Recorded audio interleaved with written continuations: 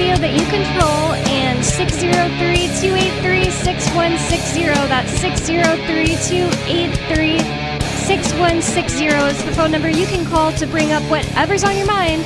And there's no topics or anything like that. You just call the number and tell us what you want to tell us. Tell us we're wrong. It doesn't matter. Tell us you want to change the subject. If you tell us we're wrong, we will tell you that you are wrong, sir. We'll sue you. No, or ma'am. Or that's Trump. Most of the callers are male. Reverend Rat. I don't know. Sarah. Was he wrong? Well, no, but okay. I mean, if he wants to identify as something other than sir or ma'am. Okay. Reverend Rat. Yeah. All right. That I thought you were suggesting that he was wrong. Well, no, but he said we were wrong about the furry thing. So was he right? He was right. I don't know. In what he was referring, and in fact, like he was right that like when I say furry, it means a specific thing. It's just that I also think it's expanded. Good on Bonnie for willing to admit it. Right. He was right that it is like incorrectly using a term, but how long? Well, he does that definitely last? Came to the defense of furries. Okay. Do I feel any differently about them? No. Okay. No, I'm not saying he was right. He was right. Furries are great or something like that, or bad. I'm not saying either one. I'm simply saying he was right that when you use the term furry for something that isn't literally like that group, yeah, it might not be correct. But how long does that last before the term changes? Fair enough. You know what I mean? No, that makes sense. Like eventually the mob gets a hold of the word and it turns into something it wasn't. Yeah, and maybe it used to be something much more wholesome and better, and then it changed. Maybe that's the case. And it's always interesting to hear about that kind of thing, like as in like history of different movements and like counterculture and smaller movements, underground like alternative fetishes, lifestyles. You just don't want to see them on parade. Yeah, I kind of don't, honestly. And especially when I know that they're doing it in a sexual kind of way, like if they're not, like it's not as bad. See what I mean? Like when the trannies stop getting their parade, furries are up next. Well, don't they probably participate? I would just assume they do. Okay. Maybe not. It doesn't seem... I haven't been to a lot of Pride events. I don't know what goes on. The ones I went to I'm just saying, once you start accepting people. trannies, furries are next in line to get their respect. So I don't know who else would be between those two. The slippery slope. It could be. So, the real thing I want to start off the show talking about, actually, Rich brought it in, and it's from the Daily Mail, reputable news source. Is that what he says? Reputable? Yeah, maybe I said it weird. Yeah. You said reputable. I was like, is that the word Riley uses? But reputable news source, the dailymail.co.uk. Or, sorry, there's no the in the URL. The suicide pod for couples. Couples date night. Yep. Suicide pod time. Inventor of I'm sure it's for older people. Like nursing home people. That's how it starts. Well, okay. People with chronic diseases. Homeless? Okay. Is homelessness a chronic disease? What if you're so tired of being homeless that you want to die? Well, I mean, that's what they're doing in Canada right now. Yeah, I guess. But except Canada's forcing it on people. This is specifically suicide. Is that definitely true? Because I hadn't necessarily had proof that's true, that they're forcing it on people. Well, okay, so forcing them to die, I'll say no. But they are strongly suggesting that as an option instead of healthcare. For like people that are already mentally messed up and probably wouldn't choose it if they were like helped. Not even that. People that were waiting too long for like knee surgery. Oh, yeah, I did hear about that. Or something to that effect. That's awful. It's like, you sure you need the knee surgery? Wouldn't you rather just kill yourself? Like that was another legitimate article from a reputable news source. Wow. I don't know if we covered it here. Well, no, yeah, I think the lady was like a Canadian veteran too. And it was like, and they were just like, well, you could die. And she was like, what? How about you die? Yeah. Could you just serve your country one more time and save us the expense and just die? Oh my gosh. No, that was legit. I mean, we're making fun, but that was like the truth of the matter. Yeah, I believe it. Yeah. Just some faceless bureaucrat being like, have you tried dying about it? That's the future. So, can we please have that in America? I'm tired of not having health care. The other thing about it is it probably doesn't have to just be romantic couples. It could be like you want to die with someone that's just your friend or whatever too. Your dog, perhaps. But when they find you in 20 or a million years or something, maybe million's a lot. Your bones might not exist anymore. When they find you in 1,000 years, they're gonna assume you guys were together. So choose wisely. I shared this with Bonnie when we were talking about this before the show. I don't think you were here, Angel. I want this like one fell swoop. Like they put you in the pod, you get to be at your own funeral, You press the button, and then they lower you into the grave. Like, just make a day of it. I mean, you could kind of do that already. You can't be at your own Not funeral. legally. You can't kill yourself legally. So you can't plan it, and someone else helping you is like they'll put your wife in jail if you wanted your wife to do it. That's fair. No, it's suicide. You both have to push the button. Yeah. If like one button doesn't get pushed, that thing's not going to go. I don't know if it's in the article, but I would assume you both have to push the button. You know how people jump into pools, but they trick the other person. They're like, "Huh, I can jump in." Yeah. Yeah, to be like, I'm free. I'm out. But no, because if one person is allowed to push the button, then it takes up the whole capsule. No, if you guys hit it at the same time, yeah, and one person doesn't, and it's like a dual capsule thing. It's not. It's a dual cap. It's like two people in one. Oh, pod. so they just made the bed wider. Yeah. So what I'm saying is, if you let one do it, right, then you're gonna die. If you try like that escape route, you're also just gonna die. Okay, yeah, that makes sense. That's why it's got to be both people for it to work. Hold your breath really hard. No, because like you seal it up and you lower it down, man. Like, I guess yeah. If it's at that point, I mean, they kind of used to do that in India. Bury people before they're dead. No, they'd burn the wife after the husband died. Burning is like one of the top worst ways to die, apparently. Which I mean, if they're into it, if they want to do it, I don't think the women were into it. Yeah, I think it was just forced. Seems like the patriarchy in action. It seems like even if the woman she will not sleep with my brother. Even if they profess like, oh, of course I want to do this. Well, they grew up in a society that always told them they were going to. Well, but if you grow up in a society that makes it cool for you to kill yourself in the pod, yeah, that's the argument against. Or join the military. Canada. Yeah, lots of things like that. Get shot overseas and come home with 3 arms or 1 arm. Yeah, I think a lot of society is just kind of sick in a lot of ways. I mean, like telling someone instead of getting help, they should be suggested the suicide pod. That's, if nothing else, it's like sick, you know? Yeah, but some people live in chronic pain, right? I came across this information twice in my life, and once very recently, which is why it's kind of on top of my head. But there's like a chronic insomnia where you just can't fall asleep ever. It's hereditary. Yeah. You eventually stay awake long enough to like hallucinate, and then you just die because you can't go to sleep. And there's no cure. And it's also hereditary. And the other thing about it is I might think to myself that doesn't sound that bad, except that Ian, my husband, host of the show, creator of the show, he has not slept for 72 hours, something like that. And he said it was like horrible to be in that state. Like it was like really scary, and you have no control, and it's like was this when he was in prison or before he went into prison? Like, is he struggling? This was like 10 years ago, and he was out of prison. Okay. So he's not experiencing this currently based on his conditions. Okay. No, it's not even a condition. He did a drug, and then like during that time of that drug, he decided like time didn't matter, and then he was like, sleep didn't matter. Okay. And then he just didn't sleep, and then it was just like, now I can't fall asleep kind of thing, and he had to go to the hospital, and the whole time he was awake, he was hallucinating. Not even from the drug anymore. Like days later, he shouldn't be hallucinating anymore. And it was just, it turned 100% not fun, not himself, doing and saying crazy things he definitely wouldn't want me to share on the radio. That makes me think of a fella I know. He claims that he can't sleep ever. And his dad, like, he would be dead. I just gotta say it. Someone's gotta say it. He probably sleeps a little bit and wakes up. Well, then wouldn't that just like kill a baby? Wouldn't that just like knock you out? No, babies sleep.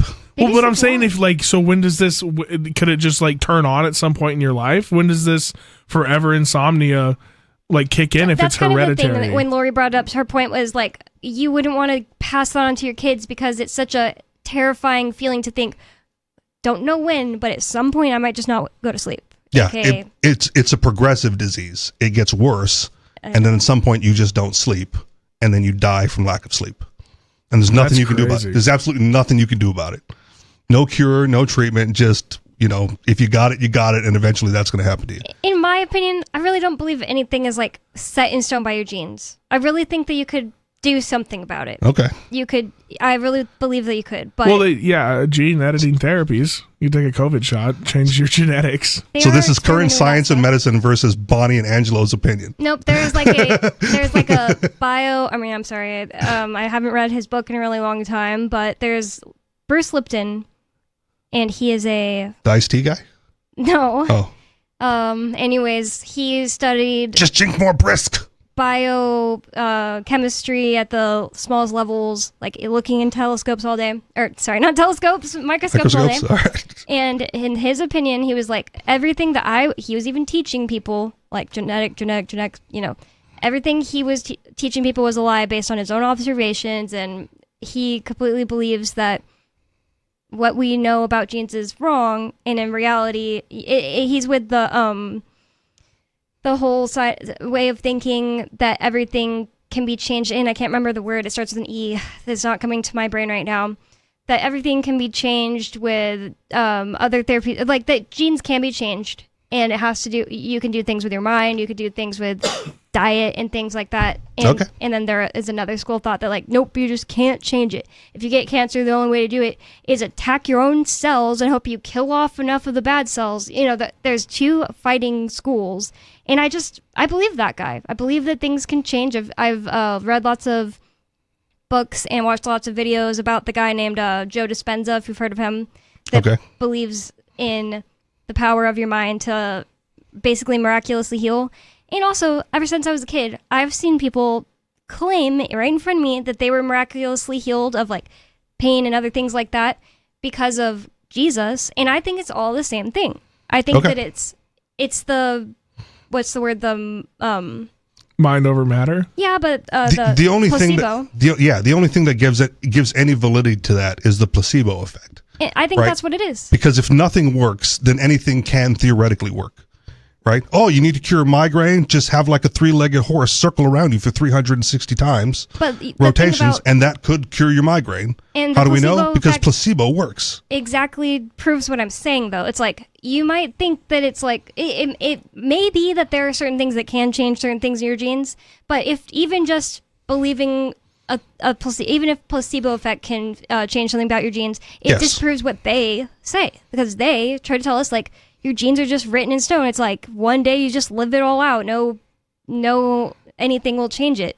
I mean, we had Except, the Scott, was it Scott from North Carolina or whatever, the German dude I don't know. who always said like the length of your, epigenetic. Sorry. the length of your life is dependent upon your telomeres and nothing more.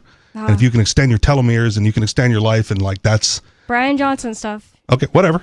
Yeah, you Well, know isn't him? isn't the telomeres the things that lobsters have that they never run out of? And that's why like a lobster can't die. It just like gets Yes, so it is big related to your. it dies in aging. its shell. And Yeah, it, same with like continue- tortoises, or what, there's a breed of tortoise that never dies of old age. It just But there are eventually people dies that- of something else. believe you can lengthen your telomeres. Right. I don't know anything specifically about that. It's called epigenetics. Okay. That's Well, what I was tell looking these for people earlier. dying of not being able to sleep that it's just mind over matter, and they should just close their eyes until they're asleep. Yeah, I mean, the thing is, I personally think that your ability to not fall for a placebo could make it impossible too. There are people that can't be hypnotized, I feel like I'm one of those people. and I feel like in a way my own like quest for like knowing instead of just believing things has made it to where I'm just like I'm never gonna just fall for a placebo. I'm gonna want to know if I get sick with something and the doctors are giving me this, I'm not ever gonna be like, oh thank God I took the pill, I'm gonna feel better now. I'm gonna be like, okay, I have to look for the signs that I'm getting better, and then it's gonna get my own way. I worry about that. You see what I mean? But So you've psyched yourself out of actually curing yourself. possibly. I mean, I don't have anything I've tried it with right now, so. I also don't believe in you can believe your way out of situations. Okay. Do you know what I mean by that? like manifesting. Yeah, like manifesting and like. Oh, see, I totally believe in that. I believe you can be set on something and make it happen, but I don't believe it's like without doing anything, just simply visualizing your circumstances are just going to change in front of you. Does that make sense? Yeah, and I'm sort of with you, and I'll share like my position on it to see if this clarifies or helps somebody understand it. Like manifestation is, in my opinion, is based on the fact that the human brain is a pattern-seeking machine, right? Like that was a survival mechanism from like caveman days. We need to see patterns in things. And so when you set your mind to a certain thing, you're opening yourself up to recognizing that pattern more so than if you did not. right? So when you're attempting to manifest, it's not that you're magically making things appear. It's that you're training your brain to seek out more opportunities for that thing to come into existence, whereas you otherwise would have ignored it. I think that we're 100% in agreement on that. Right. But there is still people that go even further, for sure. Like Neville Goddard, he talks about we live in a plastic reality, and you can put a mold and change, like visualization before you go to sleep at night, and things that absolutely there'd be no way for me to be able to possibly do anything about it, no matter what came in front of me. That it can just change, and it has nothing to do with health either. So that's the thing. So many people are like, "Oh, it worked because I fixed my health problem." Okay, then you just you made placebo work, and I'm glad for you. But if it's something like, I'm gonna visualize Ian out of prison, I can't do that because nothing can pop in front of me. It's like, oh, thank God I saw the button that gets Ian out of prison. Well, yeah, but if you visualize it enough, what could magically happen? Right, is his lawyers find a loophole and they find a way to get the trial thrown out, and he's magically out of prison. But I don't think that would have anything to do with me visualizing it. Does that make sense? It's like...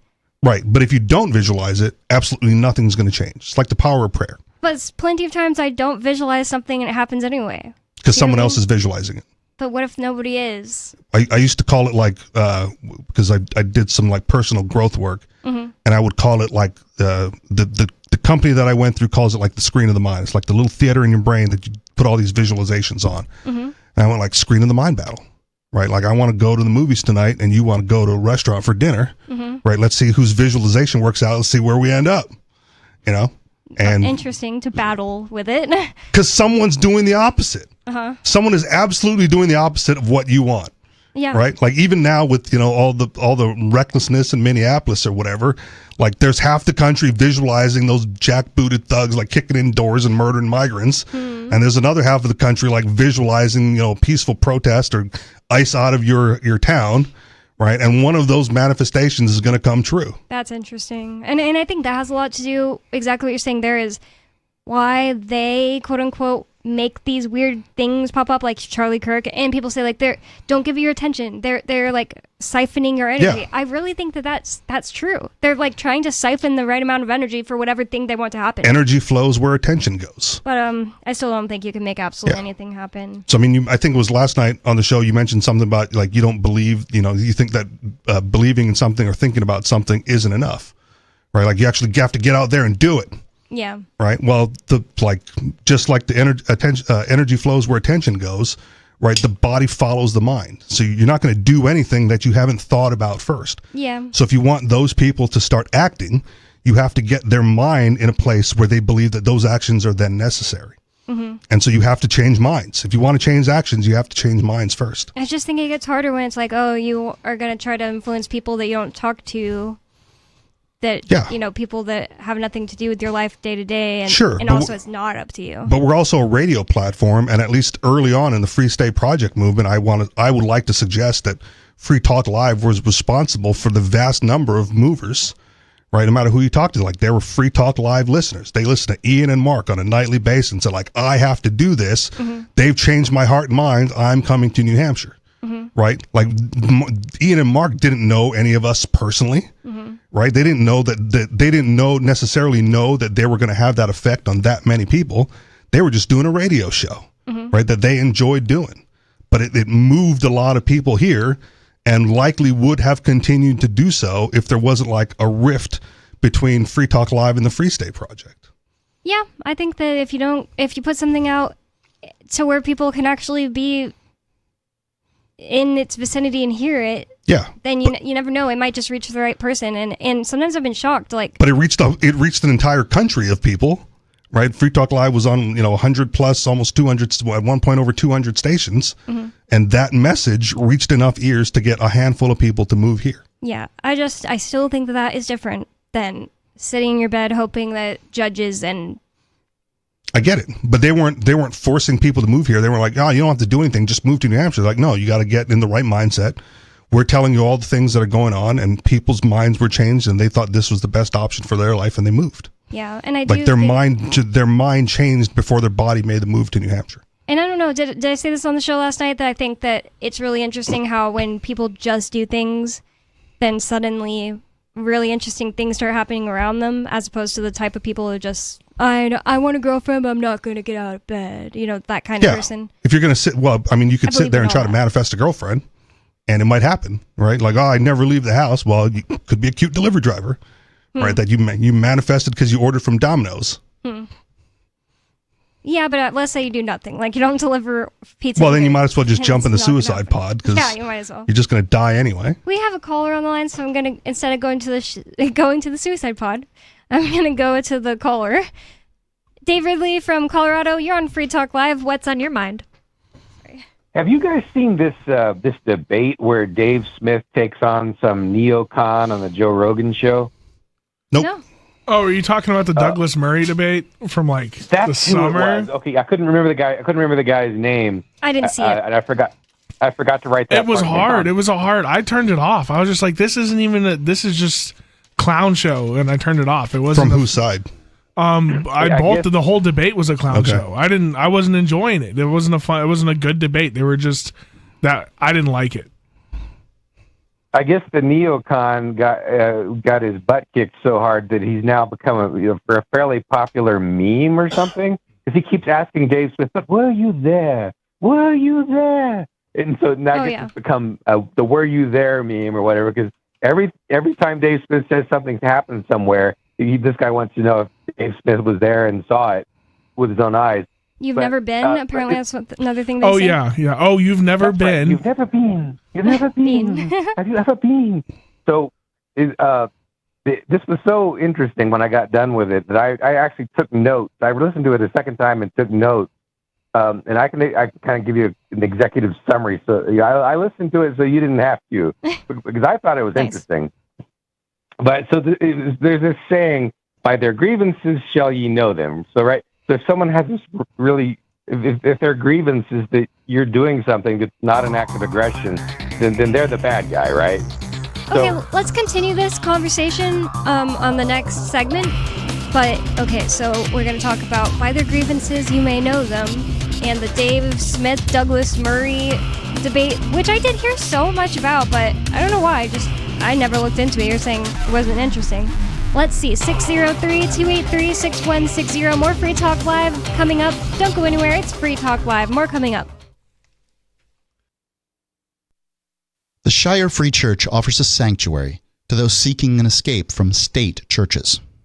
The Shire Free Church is an interfaith, diverse group of people that may not share identical theological beliefs. As a member in or minister of the Shire Free Church, you are a sovereign individual and may be the faith of your choice. We don't claim to have all of the answers. We are open to all peaceful people. We want to learn from each other. What unifies the Shire Free Church and its diverse members is peace, love, and liberty. There are many paths to God, one for every individual. The Shire Free Church does not define a specific path beyond these parameters that must be your foundation. Peace as your way. Love as your guide. And liberty as your light. Learn more at church.shiresociety.com. That's church.shiresociety.com. From Feature Story News in New York, I'm Mitch McCann with the Week in Review. President Trump, speaking at the White House this week, told reporters that the Iranian regime has stopped killing protesters and has no plans to carry out executions. The president spoke amid growing speculation that he is planning to launch a military strike on Iran. We've been told that the killing in Iran is stopping. It's stopping. And there's no plan for executions or an execution or executions. So I've been told that on good authority. We'll find out about it. Top officials from Denmark and Greenland say they have found fundamental disagreement during talks with Vice President J.D. Vance and Secretary of State Marco Rubio this week over the future of the Danish-administered territory. From Washington, Simon Marks reports. Denmark's Foreign Minister Lars Løkke Rasmussen said the White House talks were frank but ended in an agreement to disagree. Flanked by Greenland's Foreign Minister, he accused President Trump of embracing untrue narratives about Russian and Chinese operations in the waters off the territory and reiterated Greenland is not for sale. Our perspectives continue to differ, I must say.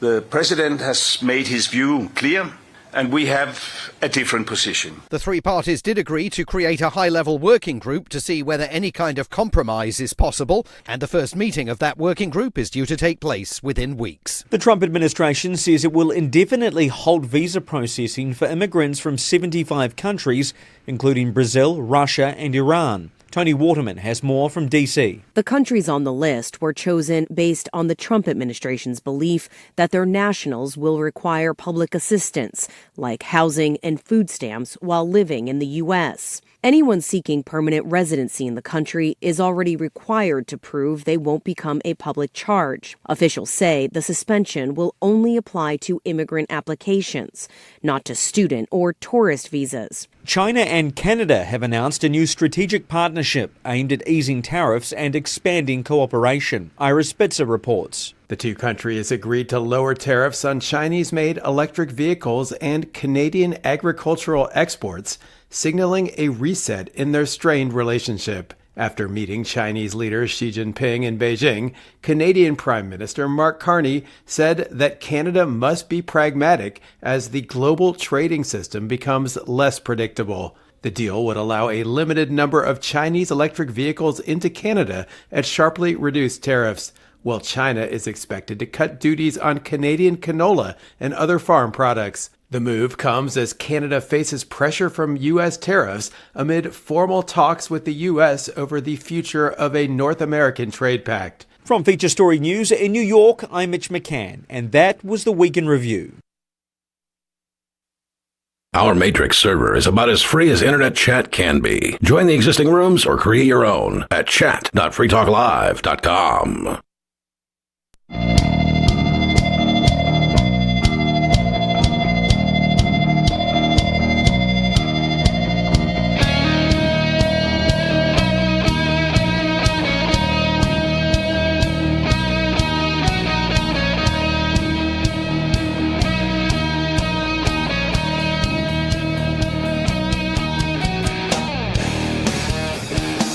It's Free Talk Live, talk radio that you control, and 603-283-6160 is the phone number. That's 603-283-6160. Free Talk Live is brought to you by LibertyMinded.com. Official Free Talk Live gear like t-shirts and hoodies are available at LibertyMinded.com. Plus, you'll find a unique collection of cool and funny liberty-oriented clothing at LibertyMinded.com. That's LibertyMinded.com. And with you on Free Talk Live tonight, you've got me, Bonnie, Angelo, and Richie Rich. And in the last segment, we did start telling you about these couples date night suicide pods, but we also had a call from Dave Ridley. He's in Colorado right now. And Dave Ridley, you wanted to tell us about the Douglas Murray and Dave Smith debate that happened on Joe Rogan. I'm not sure when this was. It was maybe like summer, like you said? Yeah, it was like August or July, I think. That sounds right. And Dave Smith, for those who don't know, wasn't he a candidate for the Libertarian Party presidential nomination or something? That I don't know. Honestly, yeah, I don't know. He might have thrown his hat in the ring, but I've also, he's a comedian, and I don't find him to be like the most principled libertarian Douglas with a lot Murray? of what he says. No, Dave Smith. Dave Smith. Yes, he was a... Oh, wait, you know what? I don't remember now, because I remember him officially going on Twitter and saying, like, hey, I'm backing out from whatever the political thing he was running for was going to be. But I'm not sure if he was saying, like, I may run, and then he said, hey, guys, I'm not going to run. Or if he actually started running. But he teased it. He thought about it. But I think you're right, Dave. He pulled out. And he just kept on running. He has a podcast called Part of the Problem, and he's become kind of the new out of office face of the libertarian movement, I guess. There's no one out of office who seems to get more attention these days. Yeah, but anyway, the grievances this guy had against him that he was debating were just so fascinating and ridiculous. So one of the grievances was that Dave Smith has been quoting government sources. Oh, okay, well... Sometimes I can see that, because a lot of times people are like, oh, look at this, like, I don't know, for example, they're always saying, like, black people are the most violent, and I'm like, well, you're also giving me government numbers. Do you see what I'm saying? It's valid. Well, Okay. are there other numbers to dispute it? And when Right? there's not, that makes me more mad. Well, you know? I mean, it's much like the placebo effect, right? Like if you're not gonna accept the official government story, Mhm. right? Then like any conspiracy could also be true. Yeah, I mean, I think it's a little different than that because it's like if I was just like, hey, you have business, Rich, and I'm like, this is your numbers. I don't like that, but I can actually audit and see where you got your things. I can't with the government. They can just say whatever they want. You know what I mean? And I think it's less about like crime statistics that I feel that way. Think about it often, and it's usually when they tell us like the economy did this on this day, and I'm just like, I already know that they have flaws in the way they look at economics in general, and then on top of that, like they have an incentive to tell us, oh, it was good this month, bad that month when the other president was president, you know. So sure, I kind of see where he's coming from, but I'm interested to hear more, Ridley. He has guests on his show, some of whom have ideas that are, quote, dangerous. I hate that idea. Good. He allows forbidden opinions, including he allowed someone to question Winston Churchill. Also good. Wow. Which, by the way, Churchill always did. So he uses the word neoconservative too much. Well, I don't know. Oh, wait. So I'm sorry. You're saying Douglas Murray said that. These are the grievances of Douglas Murray against Dave Smith. Okay, Dave Smith says it too much. All right. Yeah, and then the neocon said he indicated that if you use the word neoconservative, that you may be anti-Semitic. Whoa! Oh, I see. Because we Little don't admission there. Because we don't go to war for Israel every time they want. Yeah. And by the way, Dave Smith is Jewish. So then the other one, just for clarification, for those who might not know, then Semitism and Jewishness are overlapping, but not a complete circle, right? There are Semitic Jews and non-Semitic Jews, and Semitic people that aren't Semitic non-Jews. The Palestinians are Semitic. Right, I and think that non-Jews. confuses people because it's like, wait, you're being anti-Semitic by being pro-Palestine right now, but Right. they're Semites. So From the during the debate, Dave Smith quotes an American general, and the neocon says, quote, "You should be really careful," unquote.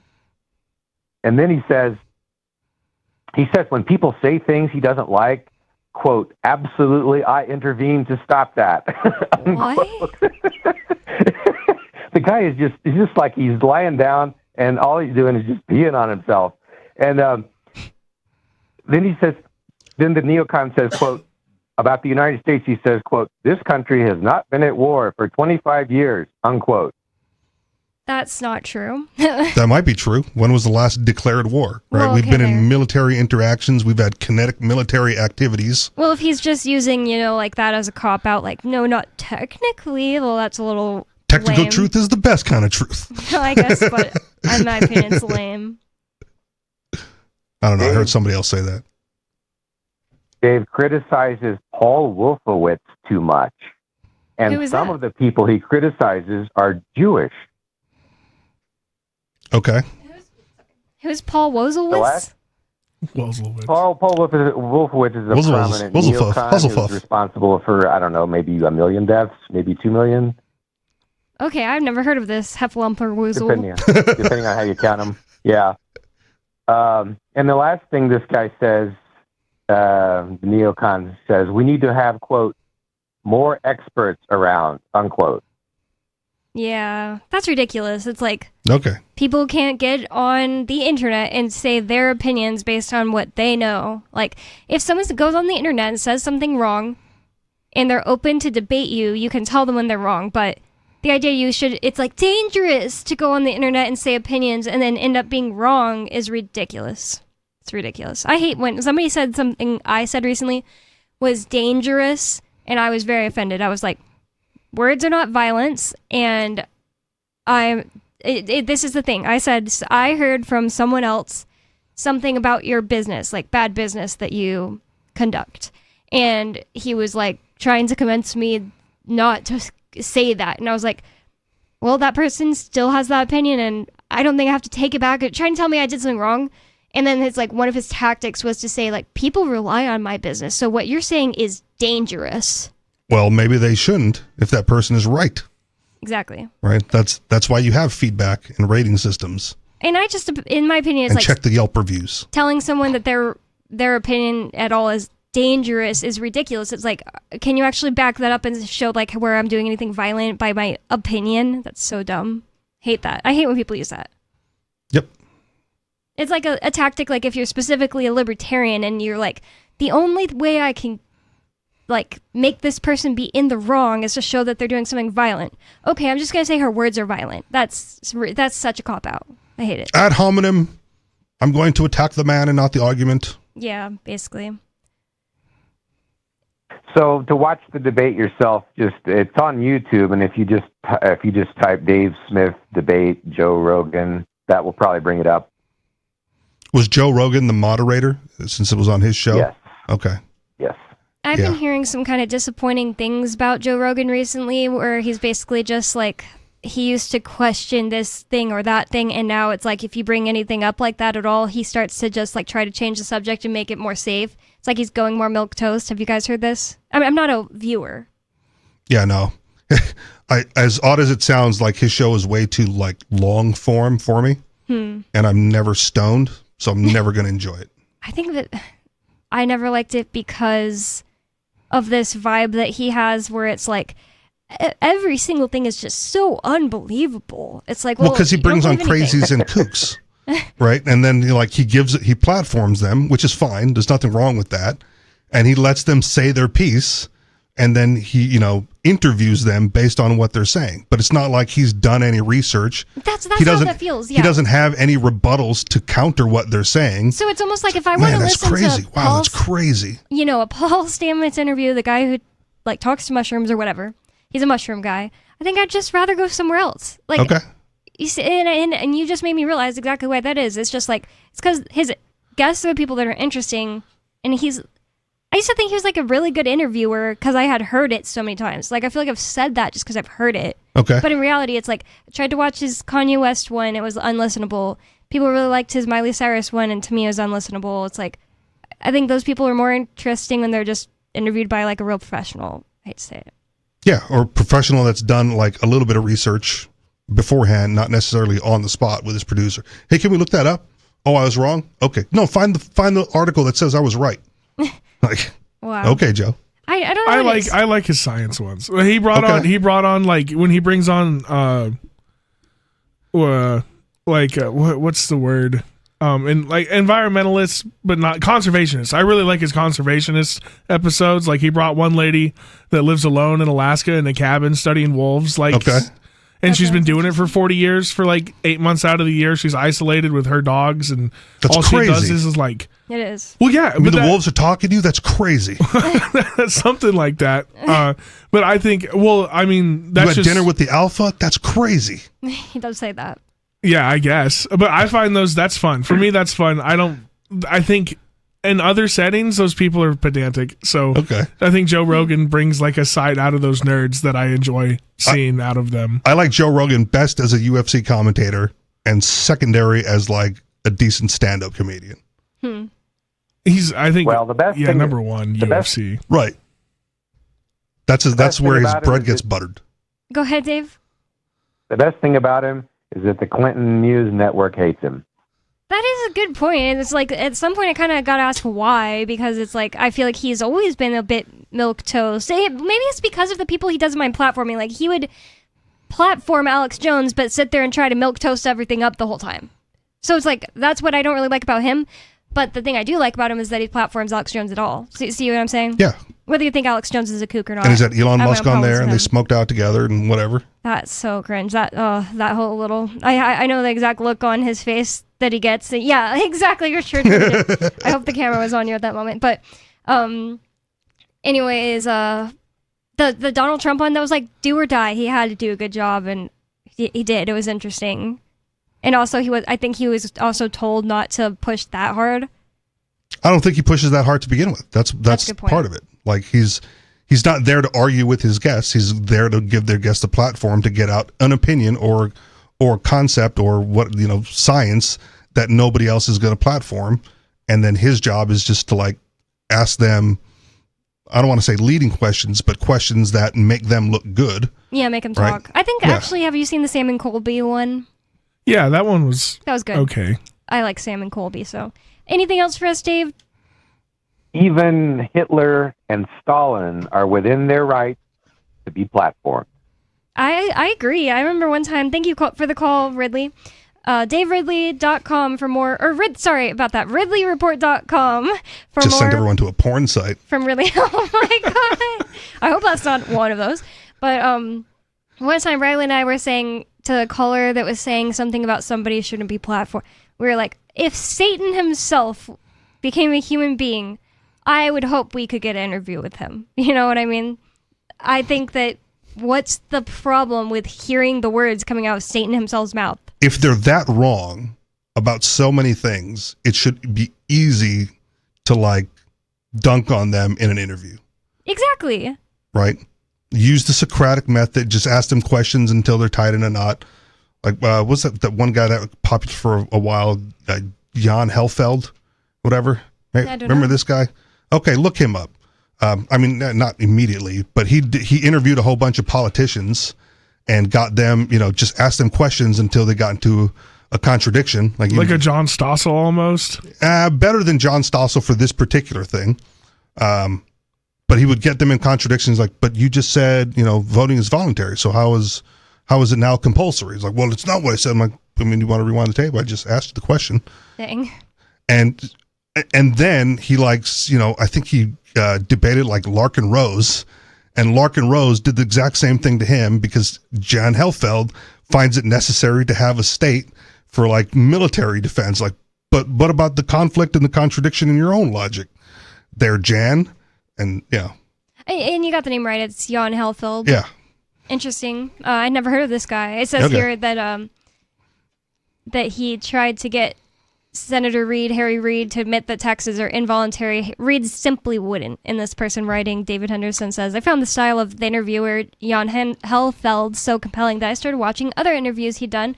One of the two best, in my opinion, is his interview of Nancy Pelosi on the minimum wage. He gets Pelosi to admit that there's nothing wrong with young people working for less than minimum wage if they work for her or if they work for a charity. Yeah, because she was hiring unpaid interns. Oh. At the same time, she was calling for a minimum wage. Wow. But yeah, I think he's got one like that one. I don't remember all of them, but like Bernie Sanders, I think got interviewed by him. And it's like, I'm not trying to argue that there shouldn't be, or that we shouldn't get rid of the minimum wage. I think it'd be a good thing for people. But right, Nancy Pelosi doesn't outwardly normally admit that. Right, but you catch them in a contradiction if you're like doing journalism, not just platforming a position, right? That's like so great. Wow, a politician lied. Hey, everybody, look, the politician's a liar. Well, lied and told the truth, right? Because they said conflicting things and you can't. Yeah, so interesting that it's like, it is, and it says Helfeld reminds you of John Stossel. But it's so interesting that this guy, and by the way, what I'm reading is from econlib.org. I don't really know what it was. I just looked up Jan Helfeld. I always find the name Jan so weird. It's like, Ian is better. Mika and Jan, just not Jan and Mike. Oh. I went to school with a kid. They were born in Germany. The sister's name was Jana, and the other kid's name was Yannick. And they were brother and sister, and they looked almost exactly the same. But they were like 3 or 4 years apart. Imagine you're trying to yell up the stairs to your kids. They're both. Yeah, I asked him, and he was like, "Yeah, we just know." And I was like, "Dude, it's just." Whichever one of you did something wrong is the one that's like, I'm not going down there. I'm only 29 and I can already relate so much more to my parents when I was younger, and they'd look at you and they'd be like, Elsbeth, Christian, Josh, I mean Bonnie. Like that I do it now. My great grandpa would go through the entire family to get down to me, from from his sons to their sons to my mom to his daughter to me. And it generally, like, I went in November to see a bunch of my family. It's like, it happens, as it's just unavoidable, I guess. Maybe some people are better at it.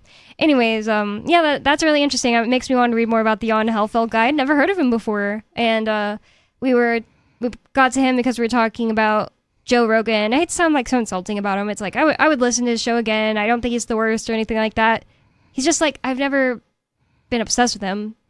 Yeah. And I mean, and he's like, there's so many other podcasts that I'd rather listen to yeah. that I'll never make it back to Joe Rogan. I think that I want the person I'm listening to be opinionated. Because, like, I want the person I'm listening to on a certain subject to be opinionated on it and tell me, like, how they got to these conclusions. And sure, but you're getting, if you listen to Rogan, though, at least you're getting it directly from the source, right? He's facilitating his guest, and you're there not to listen to what Joe Rogan has to say, but what his guest has to say. yeah, I don't know. I did listen to his Trump one from start to finish. I can't remember another one I've listened to, like, very recently. I think the only ones I've seen from start to finish were Trump and Sam and Colby. Yeah. Which are some YouTube ghost hunters. And with all the dumb stuff that Trump says, right, it should, if Jan Helfeld was interviewing Trump, there would be a myriad of contradictions and Trump would walk off set. That would be so fun if we could have that guy. I wonder if he's alive. I didn't look that up. Yeah, he is. Oh, okay. Unless he died recently, because he's also, like, someone with that same name is posting on Facebook. Oh, okay. So in groups that I'm in. You follow him? I don't follow him directly, but he posts in groups that I'm in. So I see the name, not frequently, but enough where it's still in my mind. I'm just kind of trying to find the article. Here it is, the dailymail.co.uk. The suicide pod for couples. Inventor of the Sarco death capsule reveals new euthanasia device that will see 2 people in their lives together. And Bonnie, you want the dog pod for Coconut to go with you? Yeah, 3 people. Okay. And one's a dog. In September 2024. The weirdest skeleton we've ever found. They seem to be a couple. So Siamese twins linked together by a canine? 2000 era technology was immense. Wait, I thought the Nazis lost. What is this? No, they would just know that he was our best friend. They're and in Minnesota. Couldn't live without us. What about Minnesota? That's where the Nazis are currently.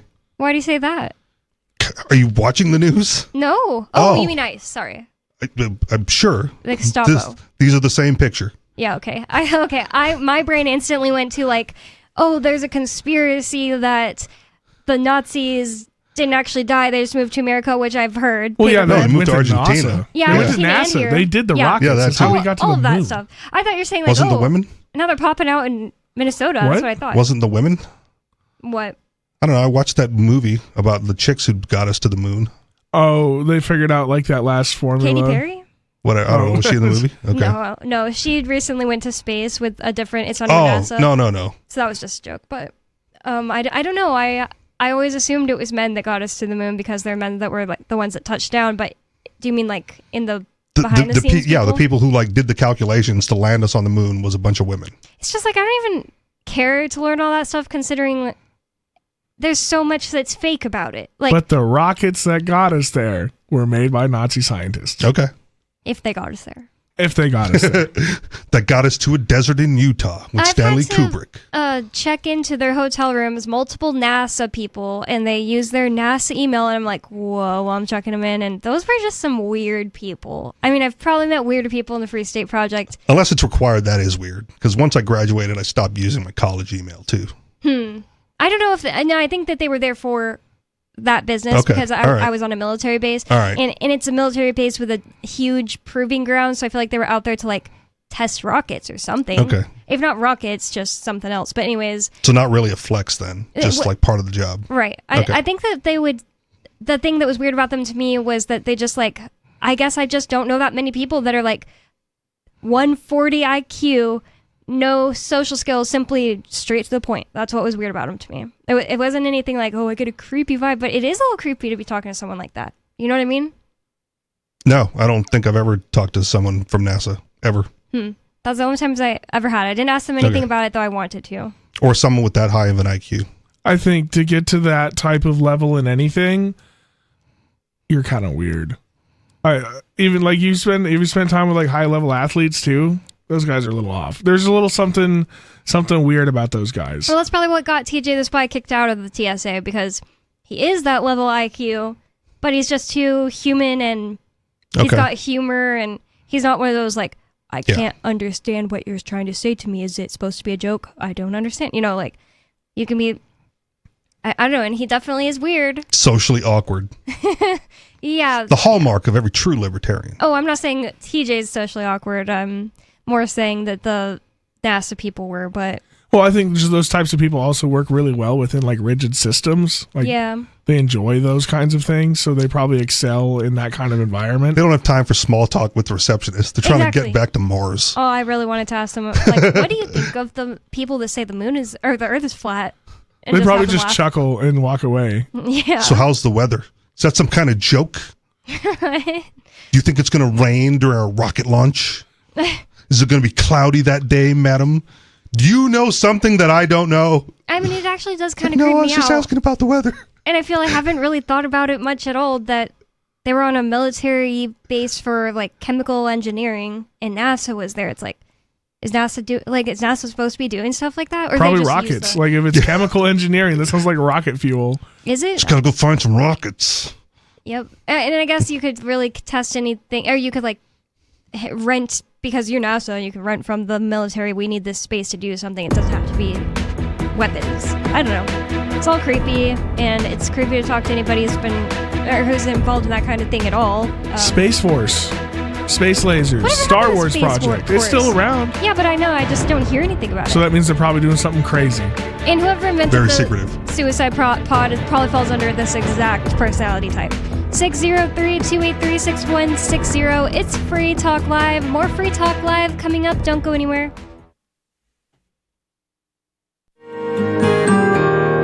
So the protection of life, liberty, and property is what the Free State Project is all about. But it's an effort to move 20,000 people who understand. It's about demonstrating to the entire country that, yeah, we can have a free market, a truly free market. Making it just a freer, great place to live. It's the world's largest voluntarist libertarian community, and it's only getting bigger. That's amazing, to be able to move to a place where other people like passionately believe in being free and independent. What the Free State Project is managing to do, though, is to put their money where their mouth is. It's physically getting up across the country and saying, let's go someplace and let's demonstrate the power of these ideas. There's a lot of kind of philosophy that surrounds liberty. There's a lot of thinking about it and talking about it. But here in New Hampshire, people are doing it. 101 Reasons Liberty Lives in New Hampshire, a documentary by Free State Project Early Movers. Watch it free at 101reasonsfilm.com. 101reasonsfilm.com. So you've signed the Shire Society Declaration and are planning your move to New Hampshire to be around more liberty-oriented people. Next, sign up for the Shire Society Forum at forum.shiresociety.com. There are a bunch of people there who are already in the Shire, and they want to meet you. If you're already in the Shire physically, you should also come by the forums. Remember, not everyone uses Facebook. New people are signing up for the Shire Society Forum every month, so drop in and say hello at forum.shiresociety.com. Tired of cancel culture? Sick of mega tech corporations holding an axe over your head? Join the LRN.FM Matrix chat server. It's self-hosted, so no one else can tell us what to do or say. Don't like the existing channels? You can make your own. You can even connect into some of our channels from other Matrix servers. It's federated. For the full LRN.FM Matrix experience, though, you should join our server via the step-by-step instructions at chat.lrn.fm. Chat.lrn.fm. You're listening to the live edition of Free Talk Live. Hour number 2 is next after the news here on the Liberty Radio Network at LRN.FM. From Feature Story News in New York, I'm Mitch McCann with the Week in Review.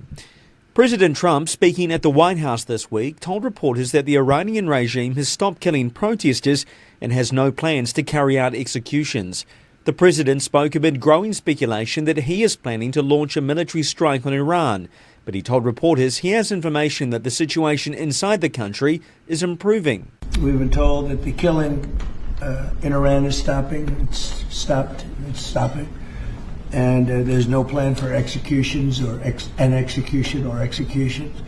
So I've been told that on good authority. We'll find out about it.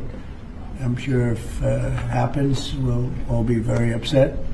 Top officials from Denmark and Greenland say they have found fundamental disagreement during talks with Vice President J.D. Vance and Secretary of State Marco Rubio this week over the future of the Danish-administered territory.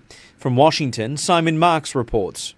Denmark's Foreign Minister Lars Løkke Rasmussen said the White House talks were frank but ended in an agreement to disagree. Flanked by Greenland's Foreign Minister, he accused President Trump of embracing untrue narratives about Russian and Chinese operations in the waters off the territory and reiterated Greenland is not for sale. Our perspectives continue to differ, I must say.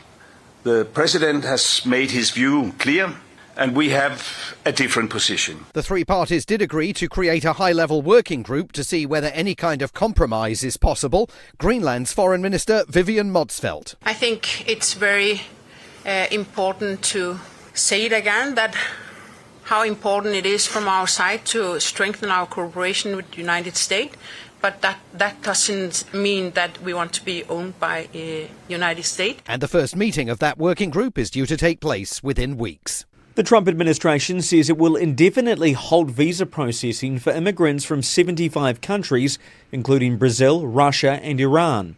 The State Department says this latest restriction, which kicks in the coming days, is aimed at people trying to, quote, extract wealth from the American people.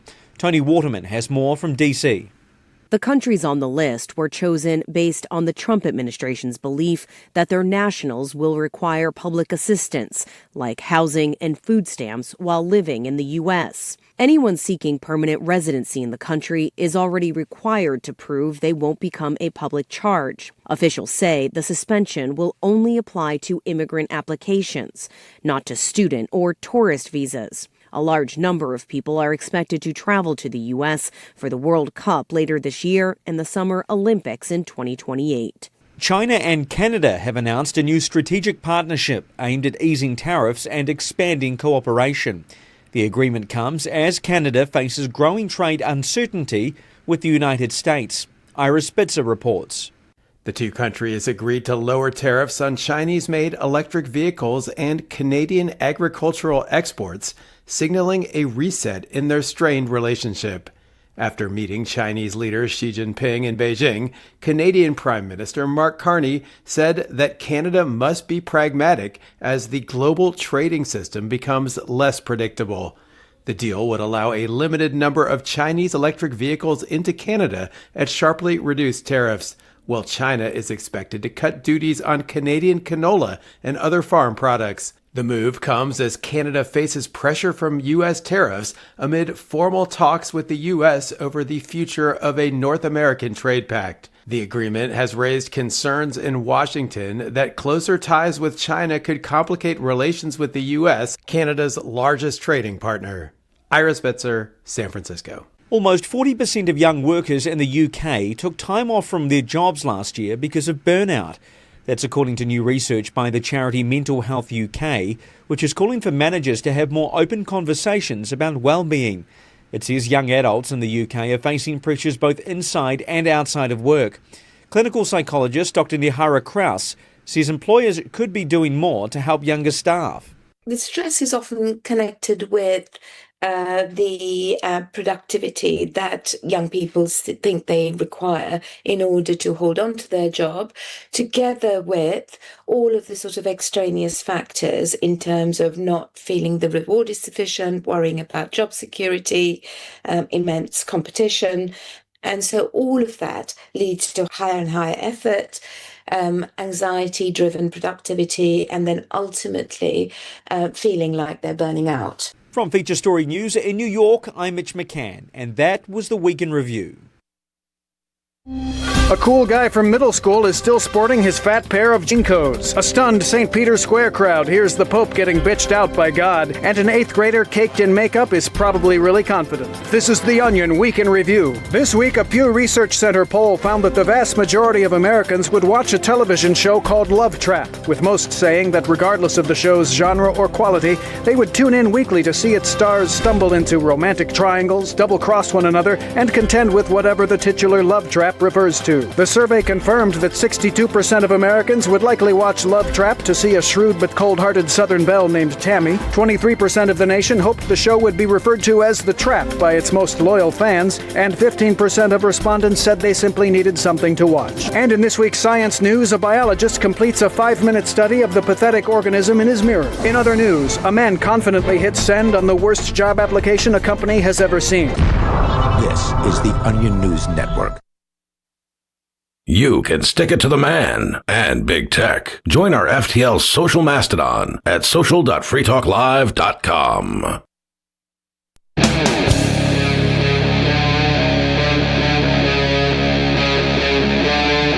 Free Talk Live.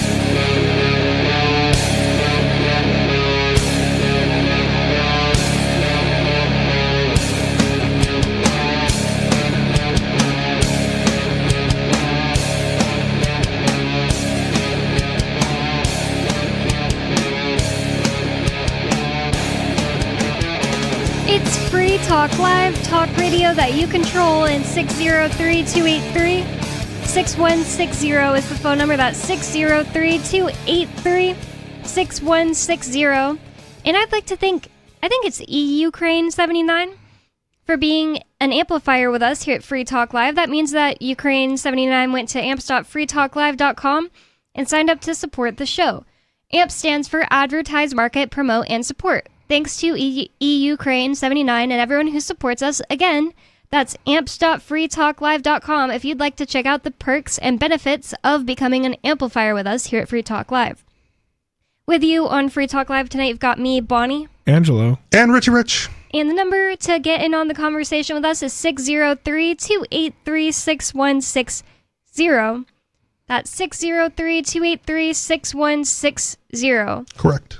And did you guys want to read the article from about the pods? I have a few questions. Did we even get into it? I don't feel like we got very far into it. No, but a lot of times I feel like people are like, we already brought it up twice and they want me to change the subject. So I should have asked on the break if you guys wanted to continue. I do. I have more questions. I feel like we got to get into it before we can just move on from it. I have questions still. So this is from dailymail.co.uk, and the person who invented suicide pods, I keep wanting to say Suicide Squad. Oh yeah, it's a movie that yes, with the Batman characters. So the people who invented this Sarco, I guess that's the brand, suicide pod, they made, actually it's already exists now, I guess, a new device that will house two people and they will end their lives together.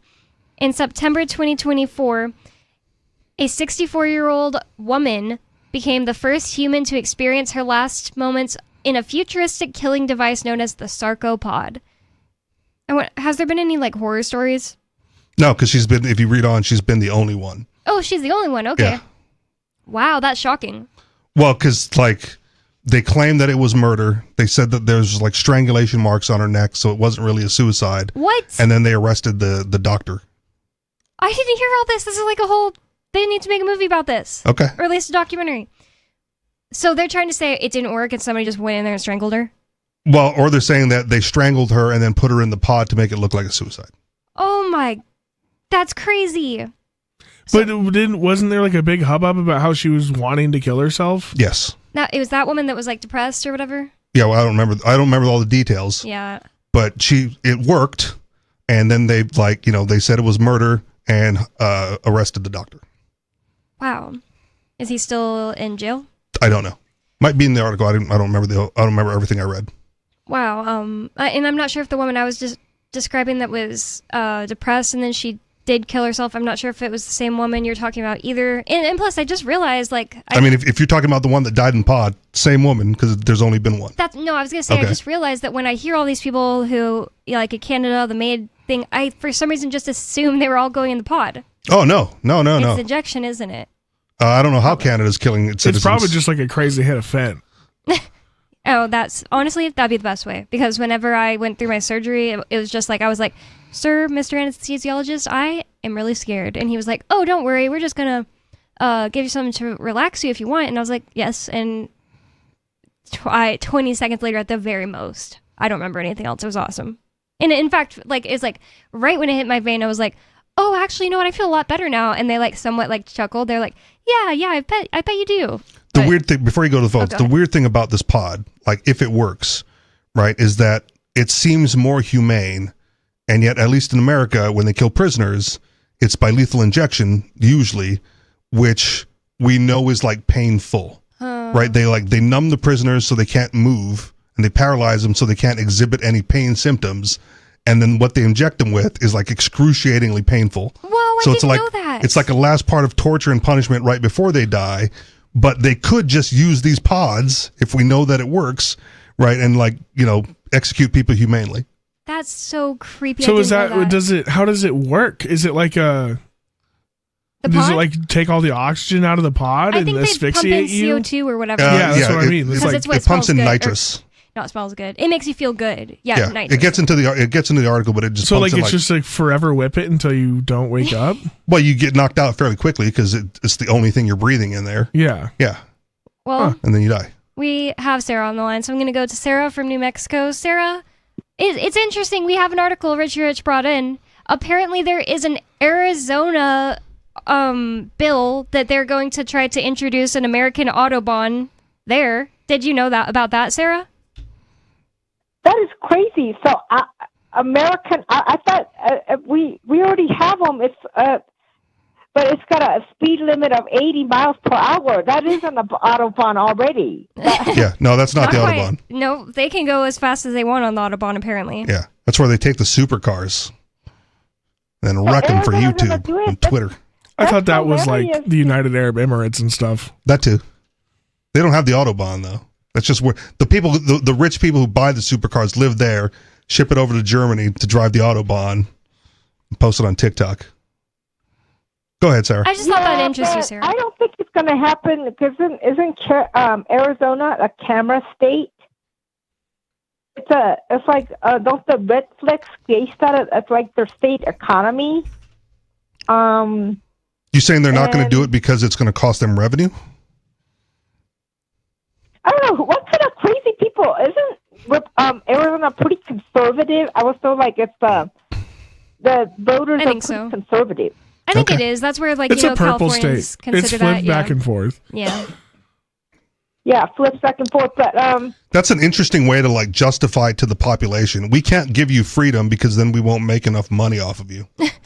Well, red light cameras, Sarah, we just talked about it yesterday, so you know this, but they're not going to be on interstates and stuff, so I feel like Arizona could still do it. But then again, yeah, I feel like Arizona could still do it. They can change the speed red limit? light cameras are not on the Freeways, interstates, yeah. so it wouldn't affect that. And also, I think they can change the interstate speed limit if they want. And much like you guys were discussing a little bit yesterday, it's like no speed limit during the day, and then something reasonable at night. Okay. well, you know what was funny? That here in New Mexico, they said that speed limit was like 70 miles per hour or whatever. I don't know. And then they said, well, we're all doing 90 miles an hour. Just make it 90 miles an hour. I don't know if that it was 60 miles and they were doing like 75. So they made it 75 and they were doing like 90. Yeah. So they had to make it back to the 60 miles per hour. They could go back to doing 75. In most places, the population drives what they believe to be reasonable and prudent, right? Like the sign on the marker is just there for revenue. But what I know to be true, at least here in New Hampshire, in my experience, is if you're on the freeway going north-south, right, people are going well above the speed limit. But if you're on the highway going east-west, right, people are going the speed limit or less, right? Because it's I get stuck behind slow cars not going the speed limit every time I'm driving over here from Manchester to Keene. Every time you're going like east to west, right? When I go out to like Portsmouth or whatever, the speed limit's higher, but they got 2 lanes and people are still going slow in the right lane. Mm-hmm. But I'm always the slow car on the freeway.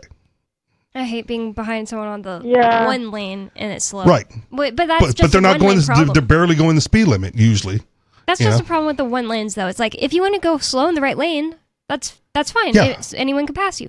But I hate the one lane highways in New Hampshire. Right. I hate them. They're But just so dangerous. when I'm on the north-south two-way, though, I'm the slow car in the right lane, and I'm still going above the speed limit. In my defense for sticking around the speed limit, I have out-of-state plates. I don't want to give them an excuse to pull me out of my car and execute me. But you don't need an excuse. Like when you're in the 2-lane highway. Like Like if I'm in a single lane, right, and you want me to do 70 in the 55, I'm not doing it, pal. Oh, and that's the other thing. Because I'm not going to I don't need you to do 70. Excuse. I just need you to do like 55 in the 55. Well, that makes sense. But what I'm suggesting is people are either doing 55 or below, going on the highway going east to west, but on the freeway going north to south, right? They're going 70 or above in a 70.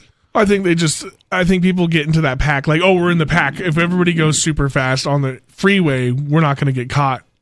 But on like a single lane state highway, like you're the only car that he's looking at. No, sometimes there's a train because the one guy up front won't go fast and there's not enough passing zones to get around him. Yeah, and then what really pisses me off is when that one person right behind that slow person just never takes any chance when they totally have him. Yeah. It's like, yeah, I could go around him if I was up there where you are, ma'am, but I can't go around all four of you. There was one time I was like the third car in that line, and like I just signaled to the car in front, like, just go around him, and we'll both go around him. And she like nodded at me in the next opening. We both went around. I'm like, this is not me, lady. I'm trying to get us both around here.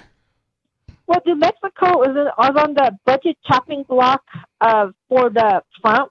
Our state voted against him, so we're going to get squeezed out of all the money. But Trump is not going to mess with the senior center or senior programs. He knows better.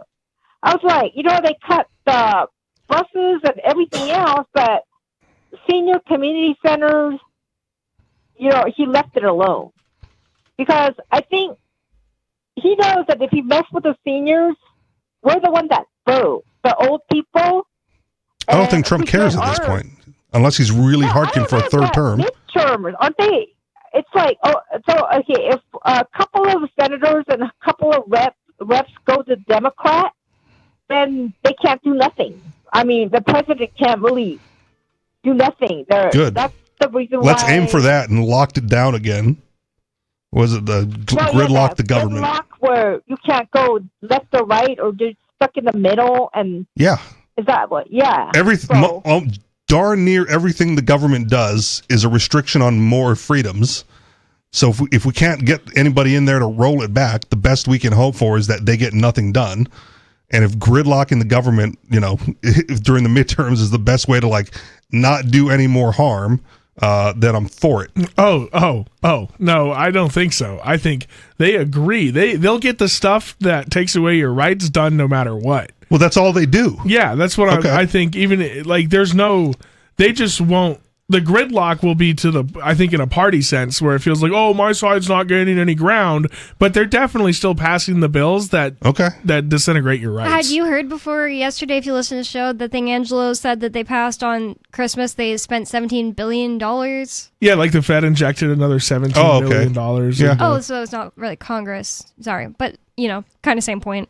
Just printing more money. If that's the case, then Trump's just playing his role. He's not really concerned about the midterms. Like, he could care less if they're going to do it anyway. But if he's concerned, and you can hanker with his ego. But this is a time to turn out on the midterm to at least put a stop to him. If people are really angry, this is a time to vote him out. I mean, that's why they were Texas. They want to redistrict. Yeah, but you're not going to vote out Trump, though. You're just going to vote in people that can prevent him from doing certain things, and or if someone promises to introduce impeachment articles, right? That's almost a guaranteed vote. It's probably going to happen. I feel like it's probably going to be a lot of blue people getting elected because of those special elections that happened recently, where the Democrat won in Virginia and the Democrat mayor of New York, like that day that he got elected. Yeah. I think people are mad at Trump, so it's probably going to happen. Good. Wait a minute, Virginia, isn't that where the Appalachian, all the poor, dumb, that's West Virginia. No. Virginia, there's Appalachian. It's Appalachian too, but I get maybe that's what you're saying. The dumb people are in West Virginia. Sure. Yeah, the dumb white people. And you know what's funny is that by population, it's the white people with the most number getting welfare. And and per I was told that they're white people. You gotta figure out per capita. But yes, it's It's red states. Red states are all on welfare. Blue states are funding them. They're getting the most welfare, and then they go and vote again. This is a miracle. Virginia, what did you say? Virginia is voting in a Democrat. They finally. Virginia's been Democrat. No, Virginia is purple as well, but West Virginia would be wow, this is crazy if they voted in a Democrat. But no, it wasn't West Virginia, Sarah. That's different. West Virginia is still pretty red, as far as I've ever heard. Yeah, but aren't those poor people, dumb people getting all these welfare and food stamps, and then they go out and vote for a Republican that'll cut them all off and starve them? I I mean, how? But see, that's I've heard it said that the mentality difference is that those poor white people believe that they're in a temporary situation. Right? Like they think that they're going to get on the come up and become like the wealthy white person sooner rather than later, and they don't want those laws in effect when they're rich. That's an interesting perspective. I never really thought about that. It's probably the case. And that's why they vote against their immediate self-interest, is because they're looking at their long-term self-interest. Yeah, but they're so stupid. They're ignoramus, and they're so mean. They can't figure out. They're never going to get out of that situation. Can't they? Well, know no, that? the government. Not with that mentality. Now they've outsourced my mine. There's no steel factory.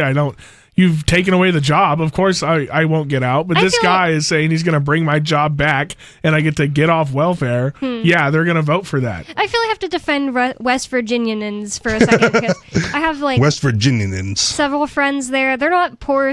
They're not all poor, stupid white people. Some of them, they literally, basically live in Winchester, Virginia, but their house is in West Virginia. That's the really smart. It's like Loudoun County, right? It's close to it, but it's not it. And Winchester might be, but yeah. But anyways, they're not all stupid, and you know what's so funny? They have hospitals and car mechanic places there. They have hospitals. This girl I met can't all be dumb. This girl I've met who is going to school to be a nurse. She goes to college in West Virginia and lives there and is from there. And there was this girl trying to impress everyone at her school because she's from Keene, New Hampshire. Yeah. And we were laughing so hard about that. I was like, that girl at her school tries to tell everyone, I'm from a big city. Oh yeah, I'm from isn't that insane? Go to med school in West Virginia. They got this new technique. It's called the lobotomy. Oh my goodness. Just invented. And it's so beautiful there. I want to go to Harper's Ferry. I've driven close enough to see it in the distance it's so pretty. It's so green there. But yeah, I've also watched this YouTube channel where people drive through the sketchiest parts of America. Okay. Yeah, a lot of it's in West Virginia. A lot of it is in West That's Virginia. just the defunct mining towns. It's creepy. You've seen that? Yeah, I've Those watched all that. A lot of it is I come from a place that's like that, so it's another place that is also a trash hole. But nice. Let's see what it looks like. That debunks the libertarian theory that people will find other things to do to earn a living. I think that it. Well, they do. Really a lot of them. We can't run Shine anymore, and I think it doesn't. That's a good thing. Because of the fact that it's just taxed. I'd rather if it's taxed, it's not Shine, brother. Well, I brought up the minimum wage earlier. Well, fine, but I'm against any sort of government restriction, and that was to get around. They sell a lot of drugs in these places. Okay. I mean, that other avenue it's just drug money. Right. So, and the other thing about it is, like Sarah brought up, they're still on welfare, so they're gonna not be as incentivized as somebody if welfare didn't exist to get off their butt and do something. But thank you for the call, if they're Sarah. waiting for another industry to come in before they're like, I'll get back to work as soon as the jobs return. Well, everything's been super regulated. You can't go out and just start doing it yourself because they'll just come and arrest you. Yeah, but just do something totally new. I agree with Richard and Way here. I'm always confused when like Berlin, New Hampshire. I met this girl from there. She told me all about it and how sad it is that the logging industry went away just because it's just not. And now it's just a prison complex. Well, if that's your resource, what do you do when they get rid of your resource? I don't guess you can understand the type of person that thinks I have to stay here forever. My grandpa worked here and now it doesn't exist and I just have to stay here. I don't understand. You can move, or there's got to be some entrepreneur that can utilize that area for something productive. There's that too. I always think if they didn't hyper regulate the logging industry, they'd still be logging. Yeah, but you could just let's say they hyper regulated the logging industry and you want to live there really bad. I feel like you should be able to figure something new out. Like this girl I was talking to, she is that kind of person. She lives there, her family's always lived there, and she sells plates from her house and stuff like that, and they do all kinds of odd jobs. They're really cool people, but they're libertarians. Yeah, I just want the crypto libertarians to move up there. Right? The property's cheap, the land is cheap, it's the cheapest place to be, and if you don't need a job, beautiful too. And it's beautiful, right? You just move up there. I don't want to be there. And then that brings the money up there. You start developing that place, that just lends itself to jobs. No, just retire there and have our own little. But if you retire there, you have to pay Bitcoin commune. You got to pay some dumb white guy to build a house. Right, you're gonna, or are you doing it yourself? This is the libertarian community. We've already got dumb white guys who build houses. Okay, just trade him for crypto. Well, I don't know. I think all those things are related. Self-enclosed crypto community. I feel like we got on this subject just simply because I said Virginia. Sarah thought dumb white people. West Virginia is what I was talking about, and she said they're so stupid. She doesn't even know. Anyways, she doesn't know the difference between West Virginia and Virginia. That's a little shocking. Yeah, that's crazy. She's calling.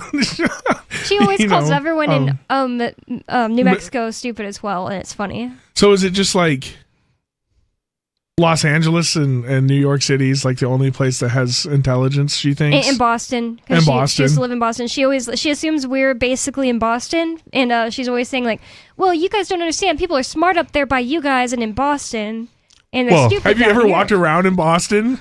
Lots of stupid locals. I mean, Google it, man. Like New Hampshire has on average like the highest IQ in the country, and we're Yes, surrounded. I know that we're too. surrounded by the other ones. I understand that, but I There's don't a think level it's of just, affluence up this here. is what I have to say about that. Okay. I don't think it's that just the locals. Like, people are just like smarter. I didn't say it think was just the it's- locals. Yeah, I don't think you have to necessarily say that. You're right about what you said, but I think the reason it's true is just because there's a bunch of colleges here. So the Okay. smarter people show up here. Massachusetts is Either number way, 2. there We're number is a 1. state with the lowest IQ, and it's probably down south. And they probably have the least amount of colleges. Okay. And it's just like, there are lots. No, because the least amount of colleges is like Wyoming. And Like it's you got to probably think about like a number 1. place that has like nowhere, like Montana's probably got a small amount of colleges. But does Montana have the lowest IQ in the country on average? No, it's And probably there's, like, one it's thing- probably like Mississippi or Alabama. I think it is Mississippi or Okay. Louisiana. I could see Louisiana being up there. And just because there are colleges that are like, go here and learn how to be a nurse, that's not exactly the same thing as like, all the things in Massachusetts, like MIT and... Yeah, there's no Ivy League schools down south. Sure, They're but all those here. some. those people graduate and they're going to stay where like the money is too, and the affluent, intelligent crowd seems to have a lock on that as well. They're not moving back to Mississippi to like help out the local community. Okay. What'd you learn? I was trying to remember which Ivy League school is in Texas because I'm not good with...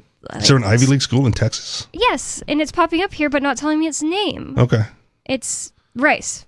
Oh, okay. And yeah, Rice. And I there's forgot some in about them. Yeah, Vanderbilt, they're not on my Tennessee. list of like Ivy League schools. I I know, I forget never about think them that. all the time And until there's- somebody mentions them.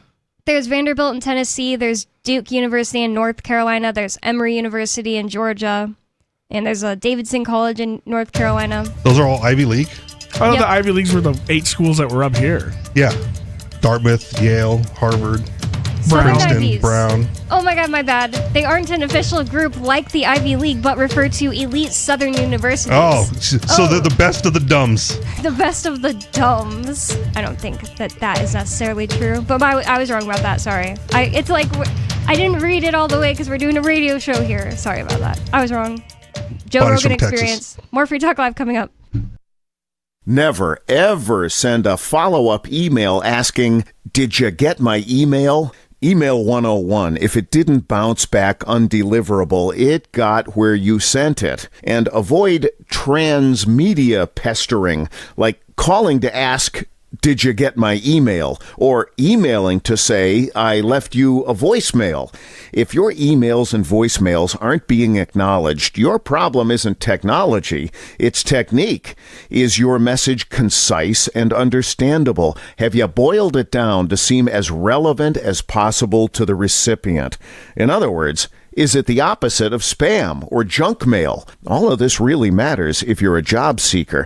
But even if you're not, with money and attention so scarce now, effective communication skills have never been more important. For more tips, hit survivalspeech.com. I'm Holland Cook. From Feature Story News in New York, I'm Mitch McCann with the Week in Review. President Trump, speaking at the White House this week, told reporters that the Iranian regime has stopped killing protesters and has no plans to carry out executions. The president spoke amid growing speculation that he is planning to launch a military strike on Iran. We've been told that the killing in Iran is stopping. It's stopped. It's stopping. And there's no plan for executions or an execution or executions. So I've been told that on good authority. We'll find out about it. Top officials from Denmark and Greenland say they have found fundamental disagreement during talks with Vice President J.D. Vance and Secretary of State Marco Rubio this week over the future of the Danish-administered territory.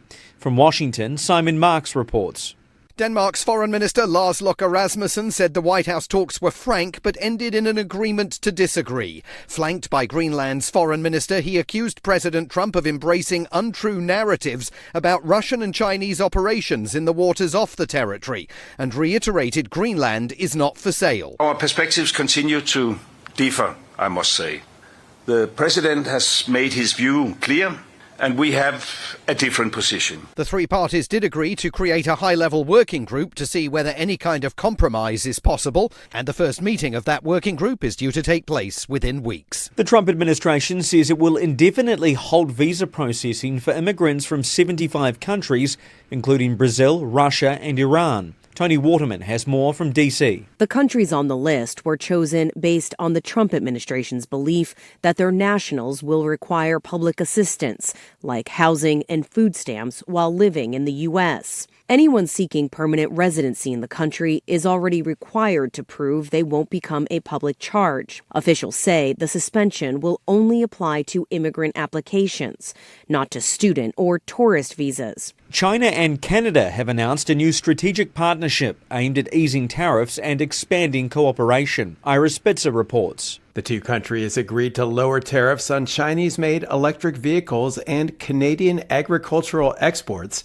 signaling a reset in their strained relationship. After meeting Chinese leader Xi Jinping in Beijing, Canadian Prime Minister Mark Carney said that Canada must be pragmatic as the global trading system becomes less predictable. The deal would allow a limited number of Chinese electric vehicles into Canada at sharply reduced tariffs, while China is expected to cut duties on Canadian canola and other farm products. The move comes as Canada faces pressure from U.S. tariffs amid formal talks with the U.S. over the future of a North American trade pact. From Feature Story News in New York, I'm Mitch McCann, and that was the Week in Review.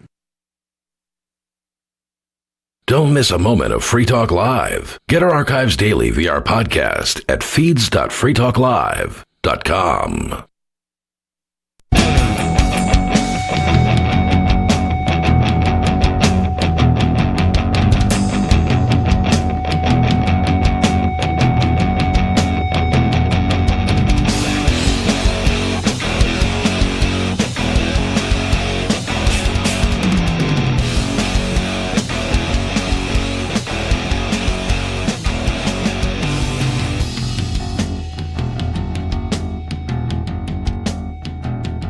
It's Free Talk Live, talk radio that you control in 603-283-6160.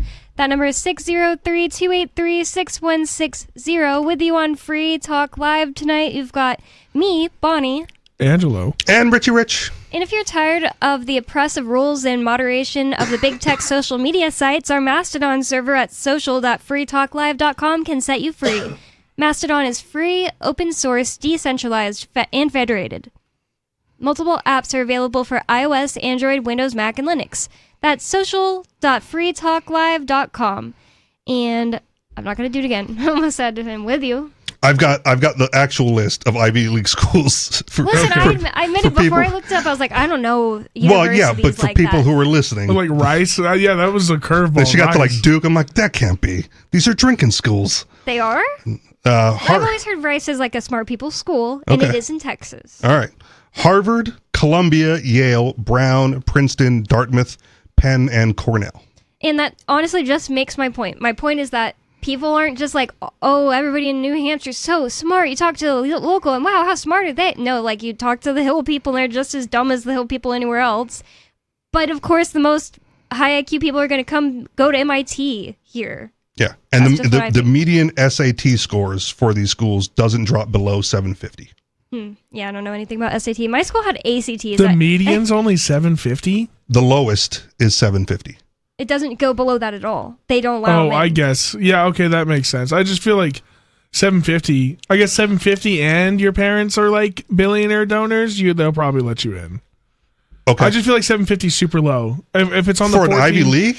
for a SAT score. And I really got to point If it's this on out. like a 1400 scale, that's okay, like it's a 12. Okay, so or is it off the 1200 scale? It's the okay. So hold on. Yeah, I Let me never knew correct that. this. It's the 1200 scale, but this is for like the 800 for math and the 800 for reading.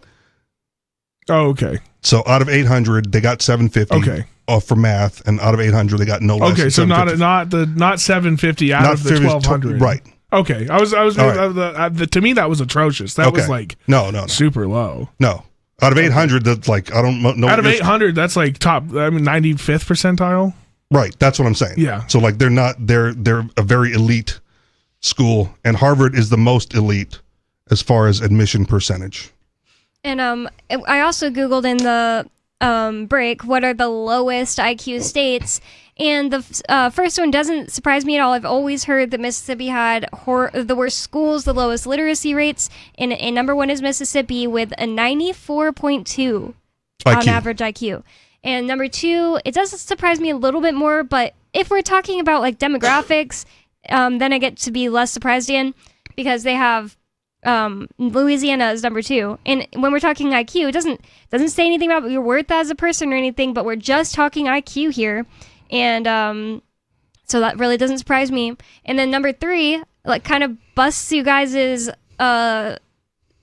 southern state hates up, because number three is California.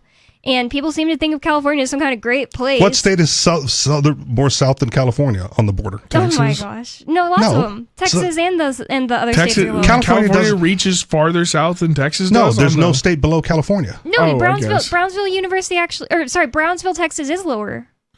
Much No, lower. there's Southern California doesn't border a more southern state. Oh, I see what you're saying. I Like, thought you were it's- saying that's it's lower on the latitude. Yeah, but if you went to the south, those are Yankees. Well, we do Okay. actually have a caller on the line, and I want to make sure that we get to them. Unscreened caller, you're on Free Talk Live. What's on your mind? I'm sorry to hear that. Venezuela.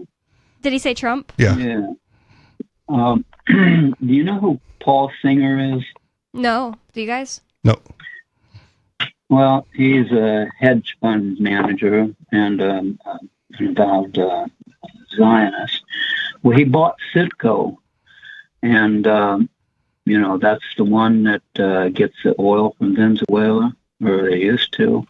But anyway, he was back in 2016. He was the second largest donor to the Republican Party.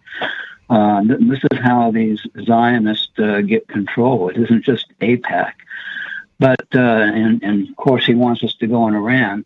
But when Singer purchased Citgo in November of 25 last year, just a couple months ago, he paid $5.9 billion for it because the Delaware court forced a default, because Venezuela couldn't pay their bond payments.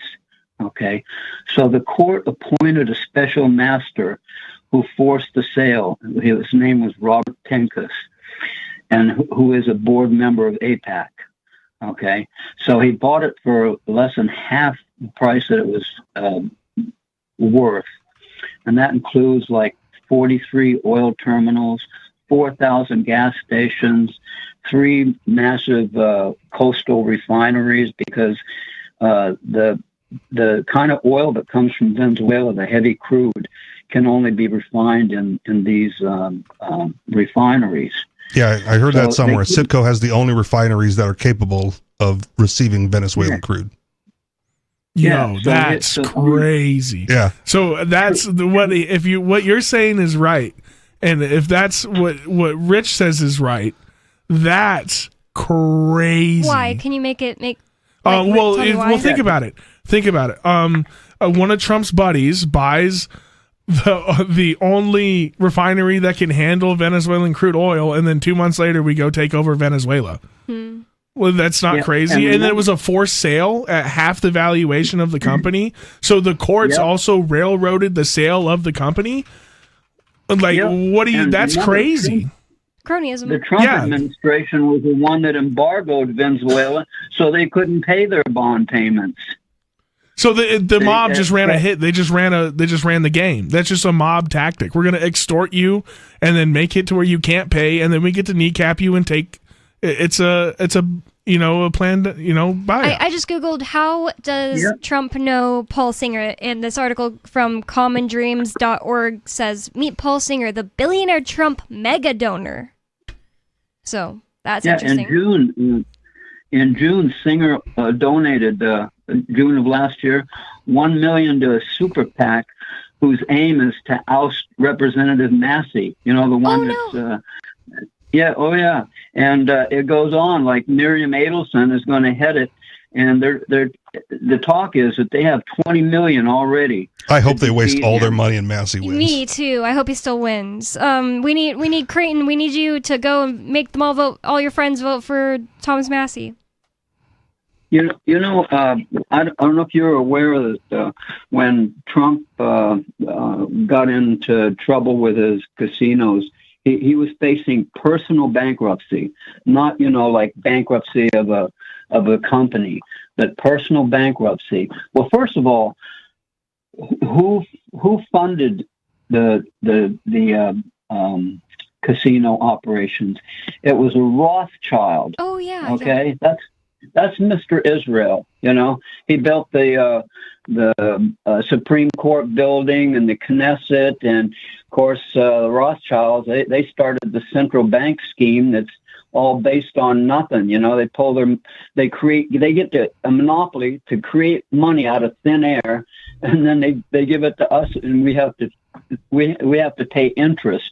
Yes, they loan it to the government at interest. So he was facing personal bankruptcy, and Rothschild sent his bankruptcy guy Wilbur Ross to tell him like on the day that this is the day. Well, he pulls up, and I got this out of the Wall Street Journal. He pulls up, and Trump was in front of him, and all of a sudden, he was mobbed like a movie star. And he calls back and he says that Trump is going to be worth more if they don't bankrupt him than if they do. And that saved him from bankruptcy. And do you think that he owes Rothschild anything? Yeah. Of course he does. He's surrounded by these, I can't even call them Jewish because they're fake Jews. I don't know if you're aware that all these leaders of Israel had to change their names. They're Eastern European. They have no Semitic blood. They're the Ashkenazis. Yeah, the Khazars, right? Yeah, but they call us anti-Semitic if we say anything against Israel. I get it all the time. I call up here the radio station WVOM in Maine, and because that's where I'm calling it from. Okay. And they just won't listen to anything that's anti-Israel. I mean, here we are genociding children by the tens of thousands in the last 2 years. And nobody, they just don't want to hear it. It's like unbelievable to me that we're supporting this.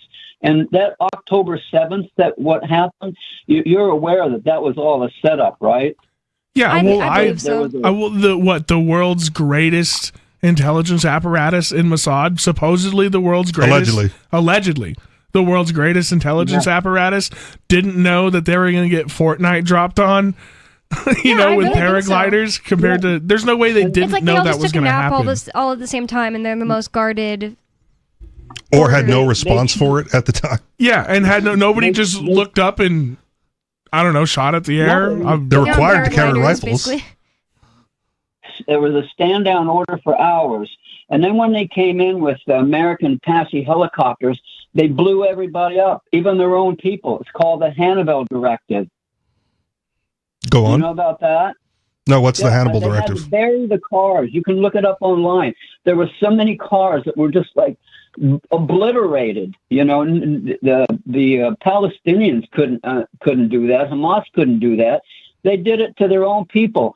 And that music festival that happened, the location was moved just days before, and all those young people they weren't so much supporters of Netanyahu, so he sacrificed them.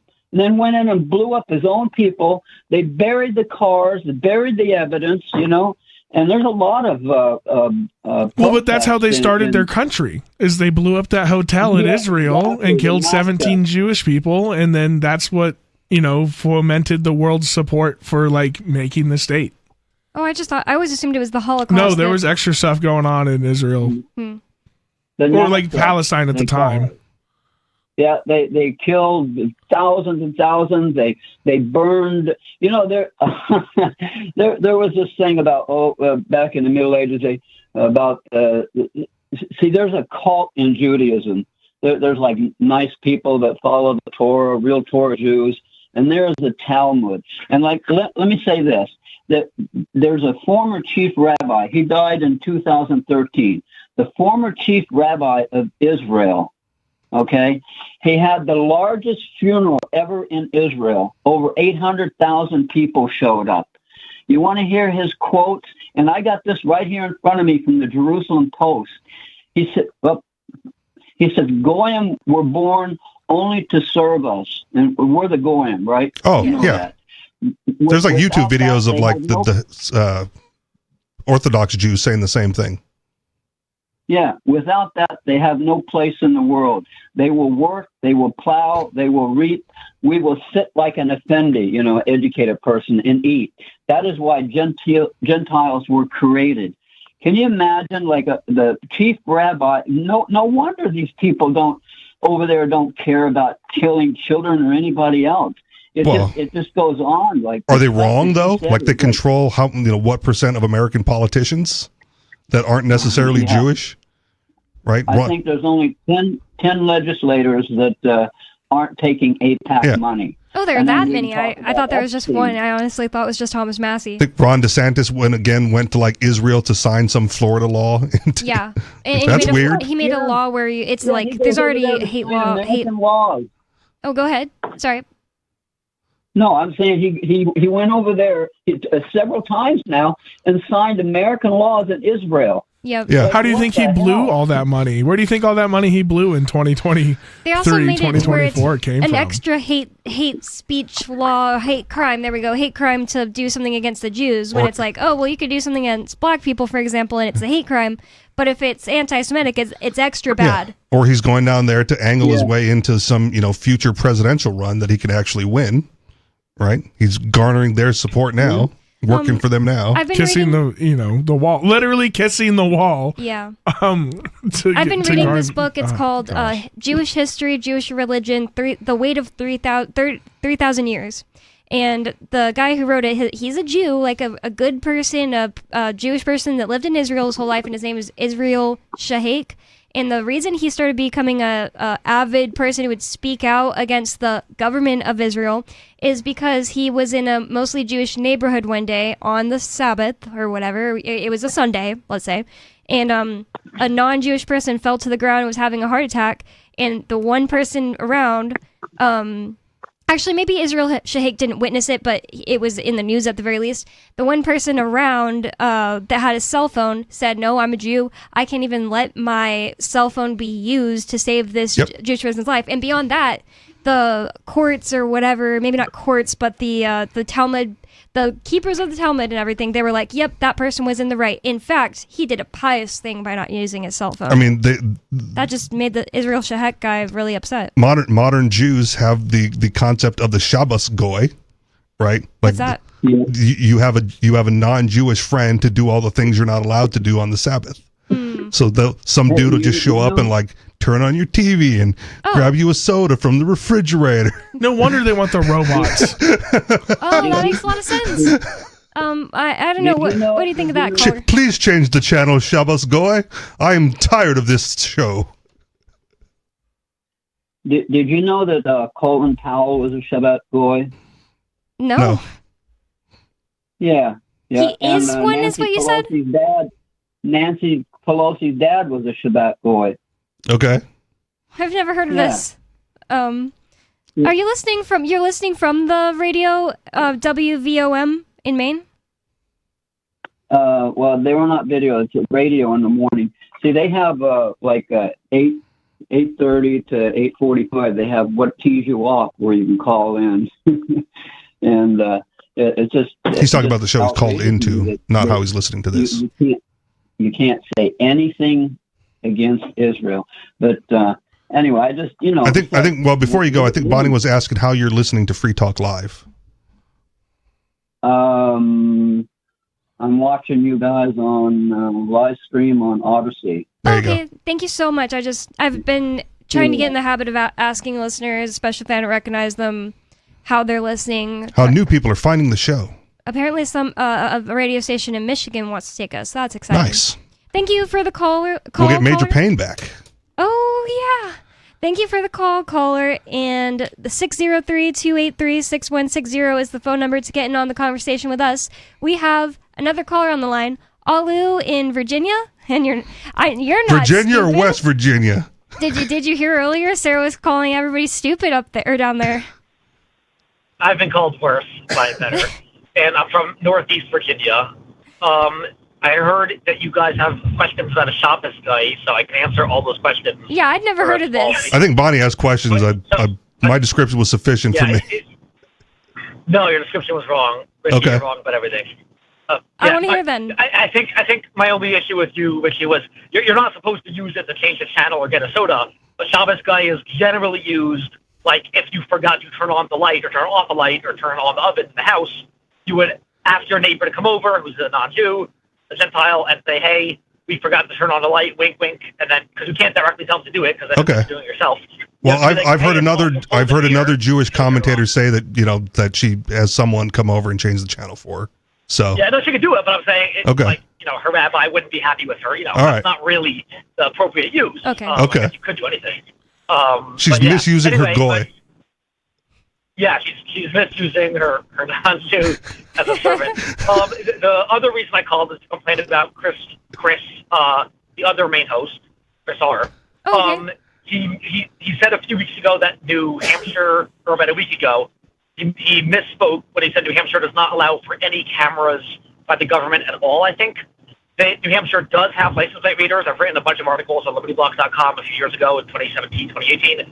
So the police departments, at least some, do have license plate scanners that are really, really bad. You can read about it on my website, LibertyBlock.com, and in Presumed Guilty, my book about due process. There are also, I believe, red light cameras and or speed cameras in New Hampshire. So the governments do have various cameras. I thought they shot think that Chris down. misspoke when he said that. I thought they proposed. They say that they're illegal. They say they're not allowed by state law to have red light cameras give tickets, but I've seen them and I've taken pictures of them. Okay. So they have some, at least in Manchester. Are they okay? So are they red light cameras or are they just traffic cameras? Because I would like to make a distinction if at all possible. On patrol vehicles, it says here. Well, a red light camera will take a picture of you running a red light. A traffic camera will monitor traffic in the area, and or check the sensor for the light to change when appropriate. Like it doesn't have a policing function; it has an information function. I couldn't say for sure. Okay. We'd have to look into that. So if you just if there's a camera on a traffic light, right, but it's not clicking off when you drive through the red, it's just checking traffic patterns. I don't necessarily think that would qualify. It might still be a privacy issue for libertarians, right? Like, oh, why are you filming us? Well, because we don't have the sensors in the ground and we want the light to turn green as you approach, right? And that seems reasonable for traffic flow. Yeah. Okay. Yeah. Okay, yeah. Thanks for correcting me. I'm not correcting you. I don't know the answer, but Well, I'm it says suggesting there here could be a difference. Quickly from the Google AI overview, it says, no, New Hampshire prohibits red light cameras by state law, making it one of several states with such bans. But one thing I Right, had but does it have traffic cameras would be the follow-up question. Well, I did find another thing that I think, it seems that still makes Alu's point against what Chris Reitman was saying, that New Hampshire police use automated license plate readers. Yeah. Well, don't they do that for the the tolls? The Easy Pass. Isn't that all license plate readers? I've looked at the Flock, the D-Flock, not Flock Block. My bad. The D-Flock website. But yeah, there's a bunch of cameras in New Hampshire, and they're all right at the toll stations. It's all the tolls are Flock cameras. Well, the tolls are one thing. That's to get you if you don't pay, which is, they send you a bill. That's fine. But the police cars, if you look at police cars, a few of them in New Hampshire have pretty much pointed at the back, the rear right and the rear left corners, a license plate scanner. It's like a little camera. And it can scan like 1,500 plates per minute. And they automatically run them against all state federal databases. and if there's any warrant or other kind of issue, it pops up and actually makes a noise on the police officer's computer, laptop. See, you might as And then well they pull speed, you over, Angelo. They're going to get you anyway. Well, but all the stickers are okay. No, but that is a good point. It's different than just like it is a license plate reader that is taking a picture of you at the tolls, but it's Probably when it's only as a police car. violation, right? Yeah. Well, no, there's flock cameras on the booths. Like the flock database is at the toll plaza now.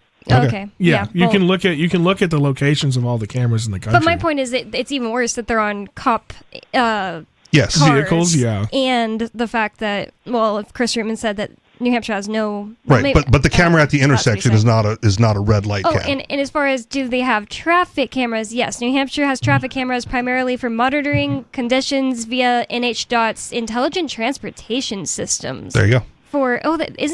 That's so weird. They keep putting the word intelligent in all of the remember the one that was going to be in a state, maybe Montana, that was going to be like intelligent speed monitoring. And Okay. Sarah was all about it, and it was going to stop people's cars. Oh yeah, okay. That sounds was like a California thing. Well, that was the stuff that was going to go in the car. That's crazy. The manufacturers are going to Washington. put it in the car and regulate speed, and they'll have the speed zone, and your car won't go faster than the speed limit. in the speed zone. That sounds like Washington. I could see Washington State doing something crazy like that. Yep, it's Well, Washington. the federal bill, a few years ago had mandated speed governors and or sobriety checks, didn't it, in the new manufactured vehicles? Yeah. Well, I thought haven't they had governor mandates in cars for a while? Well, but whether or not you've been convicted of a DUI, you still got to blow before you can start your own car. And what car is that? Whatever they're mandating, it's going to be in all new manufactured vehicles. Like the big beautiful bill or omnibus crap a few years ago. I think under Trump, but it could have been Biden. They said every vehicle made 2030 has to have that in that. Chris Reitman is That's here to defend insane. himself. He said that when I was a selectman, we had to be careful of security camera placement as they couldn't be pointed at the roads per law. But that was 2016, so it's dated. Interesting. Maybe that changed. I don't know. Thank you for the call, Alu. If you have more to say, you can hang on. Just let me know on the break. More Free Talk Live is coming up, 603-283-6160. And you can get in on the conversation with us. Free Talk Live. Rights are inherent because we're humans, and they're a good idea that we respect among one another. Look, I mean, I believe in the I believe in your right to defend yourself. So if you want to, Don't you believe in the right as a country to defend our borders? Collectives don't have rights. Only individuals have rights. No, we have right as a collective, as a country. No, I don't think that you can grant something to certainly. a collective that you don't have yourself. So you don't have the right to put a gun to my head and take money from me, right? No, certainly not. Okay, well then you wouldn't have the ability to grant that to a collective. You wouldn't have, you and 10 other people getting together wouldn't be able to create a collective right to put a gun to my head and take my money, would you? Then what do we have government for? I don't know, man. It's something we've been saddled with for a long time, and I think it's about time that we end it. Free Talk Live, 7 nights a week from 7 to 10 Eastern at freetalklive.com. The new 4th edition of Healing Our World, The Compassion of Libertarianism, will take your understanding of liberty to a deeper level and has over 1,300 updated references, new cartoons, and a foreword by Dr. Ron Paul. With discounts for multiple book purchases, the 4th edition of Healing Our World is a great gift for the liberals, pragmatists, environmentalists, and Christians in your life who think libertarianism is cold-hearted. Get yours today at healing.freetalklive.com and use promo code FTL for a $5 discount. There are lots of ways to listen to Free Talk Live. Our podcast has been around since podcasts began, and now the FTL feed is loaded with content besides our full show archives. Did you know that we make it easy for you to customize your podcast subscriptions? We have different feeds, one that includes only our full shows, one with just the Daily Digest, and our main feed that includes everything. You decide what you listen to. It's quick and easy to customize your feeds at feeds.freetalklive.com. That's feeds.freetalklive.com. You're listening to the live edition of Free Talk Live. Hour number 3 is next after the news here on the Liberty Radio Network at LRN.FM. From Feature Story News in New York, I'm Mitch McCann with the Week in Review. President Trump, speaking at the White House this week, told reporters that the Iranian regime has stopped killing protesters and has no plans to carry out executions. The president spoke amid growing speculation that he is planning to launch a military strike on Iran. But he told reporters he has information that the situation inside the country is improving. We've been told that the killing in Iran is stopping. It's stopping. And there's no plan for executions or executions. So I've been told that on good authority. We'll find out about it. I'm sure if it happens, we'll all be very upset. Top officials from Denmark and Greenland say they have found fundamental disagreement during talks with Vice President J.D. Vance and Secretary of State Marco Rubio this week over the future of the Danish-administered territory. From Washington, Simon Marks reports. Denmark's Foreign Minister Lars Løkke Rasmussen said the White House talks were frank but ended in an agreement to disagree. Flanked by Greenland's Foreign Minister, he accused President Trump of embracing untrue narratives about Russian and Chinese operations in the waters off the territory and reiterated Greenland is not for sale. Our perspectives continue to differ, I must say. The President has made his view clear, and we have a different position. The three parties did agree to create a high-level working group to see whether any kind of compromise is possible. Greenland's Foreign Minister Vivian Motzfeldt. I think it's very important to say it again, that how important it is from our side to strengthen our cooperation with the United States. But that doesn't mean that we want to be owned by the United States. And the first meeting of that working group is due to take place within weeks. The Trump administration says it will indefinitely halt visa processing for immigrants from 75 countries, including Brazil, Russia and Iran. The State Department says this latest restriction, which kicks in the coming days, is aimed at people trying to, quote, extract wealth from the American people. Tony Waterman has more from D.C. The countries on the list were chosen based on the Trump administration's belief that their nationals will require public assistance, like housing and food stamps, while living in the U.S. Anyone seeking permanent residency in the country is already required to prove they won't become a public charge. Officials say the suspension will only apply to immigrant applications, not to student or tourist visas. A large number of people are expected to travel to the U.S. for the World Cup later this year and the Summer Olympics in 2028. China and Canada have announced a new strategic partnership aimed at easing tariffs and expanding cooperation. The agreement comes as Canada faces growing trade uncertainty with the United States. Ira Spitzer reports. The two countries agreed to lower tariffs on Chinese-made electric vehicles and Canadian agricultural exports, signaling a reset in their strained relationship. After meeting Chinese leader Xi Jinping in Beijing, Canadian Prime Minister Mark Carney said that Canada must be pragmatic as the global trading system becomes less predictable. The deal would allow a limited number of Chinese electric vehicles into Canada at sharply reduced tariffs, while China is expected to cut duties on Canadian canola and other farm products. The move comes as Canada faces pressure from U.S. tariffs amid formal talks with the U.S. over the future of a North American trade pact. The agreement has raised concerns in Washington that closer ties with China could complicate relations with the U.S., Canada's largest trading partner. Ira Spitzer, San Francisco. Almost 40% of young workers in the UK took time off from their jobs last year because of burnout. That's according to new research by the charity Mental Health UK, which is calling for managers to have more open conversations about well-being. It says young adults in the UK are facing pressures both inside and outside of work. Clinical psychologist Dr. Nihara Kraus says employers could be doing more to help younger staff. The stress is often connected with the productivity that young people think they require in order to hold on to their job, together with all of the sort of extraneous factors in terms of not feeling the reward is sufficient, worrying about job security, immense competition. And so all of that leads to higher and higher effort, anxiety-driven productivity, and then ultimately feeling like they're burning out. From Feature Story News in New York, I'm Mitch McCann, and that was the Week in Review.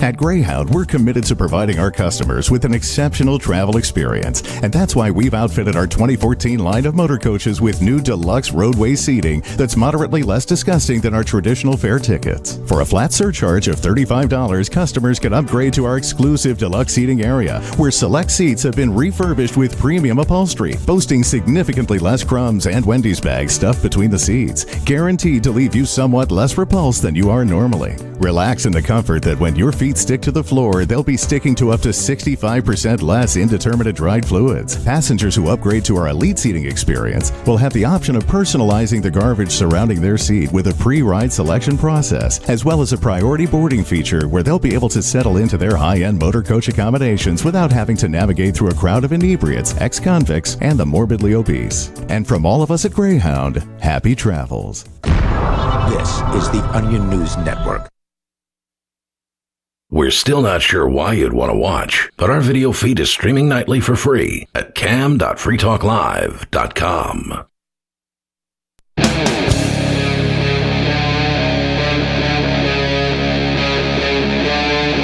Free Talk Live.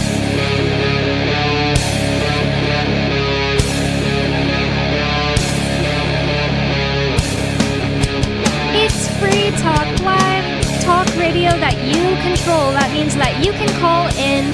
Unlike the last caller who said that in Maine, where he tries to call in, he's not allowed to talk about certain subjects, you can bring up whatever is on your mind on Free Talk Live.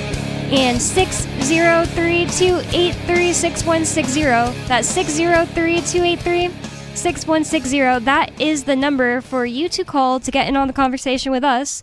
And with you on Free Talk Live, you've got me, Bonnie. And Rich. Angelo stepped out for a bit, but I'm sure he'll be back before the show is over. And again, that number is 603-283-6160. And we still have Alu from Virginia on the line. So that might be him now. Alu, what is on your mind? Yes. Well, we were talking You about just missed your cameras name call, man. Sorry, I think cross conversations here. We got Angelo back in the studio with us. So again, Alu, sorry about that. What's on your mind? Yeah, no worries.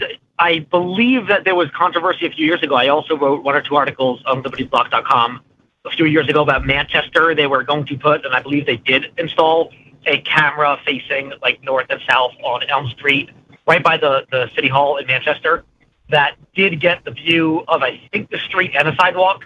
And there was controversy because state law, first Dillon's law, didn't say it was allowed, but whatever. But also state law says they can't put cameras that could get the roadway and get license plates on a public way, I believe. And that's what you said Chris was referring to. But they put it up anyway, and who's going to stop them? The judge actually said they can't. And they told the judge to go screw themselves, and Manchester police put it up anyway. Wow. Did they eventually take it down? Because I feel like that was a big issue amongst the activists, and I thought the activists won on that issue. It says ACLU tried to challenge it. Okay. It says ACLU challenged, it faced challenges from the ACLU regarding motorist privacy, leading to policies limiting the camera's use to specific incidents like drug and lewdness. They're only going to use it to catch really bad criminals. Come on, Bonnie. Yeah, They're not going to use it to spy on you. Nope, never. Not them. Not the people who do the NSA. And I mean, you could say the same thing about the traffic cams, though, too, right? I mean, they're aimed at something. They'll catch something. If you were in view of the camera, they can see it. How is it okay that the federal government had a camera on a New Hampshire streetlight that was facing my house for months? I think you already answered it, because who's going to stop them? Yeah, that's a good point. It's just who's going to stop them. But how come New Hampshire doesn't get mad at the feds for the crap they do in their own state? Not enough activists. Can warrants change that? They didn't have a warrant yet at that point. Not for like but surveillance. This is so general, not particular. This is general surveillance, which I thought general warrants were not allowed in the last 250 years. But what do I know? No. That's what the Constitution says. Specifically, the object or person to be seized. Right? You can't have a general warrant. You have to specify, the place where you're going and what you're looking for, and that has to be signed by a judge. Not some administrative warrant, as ICE is walking around with.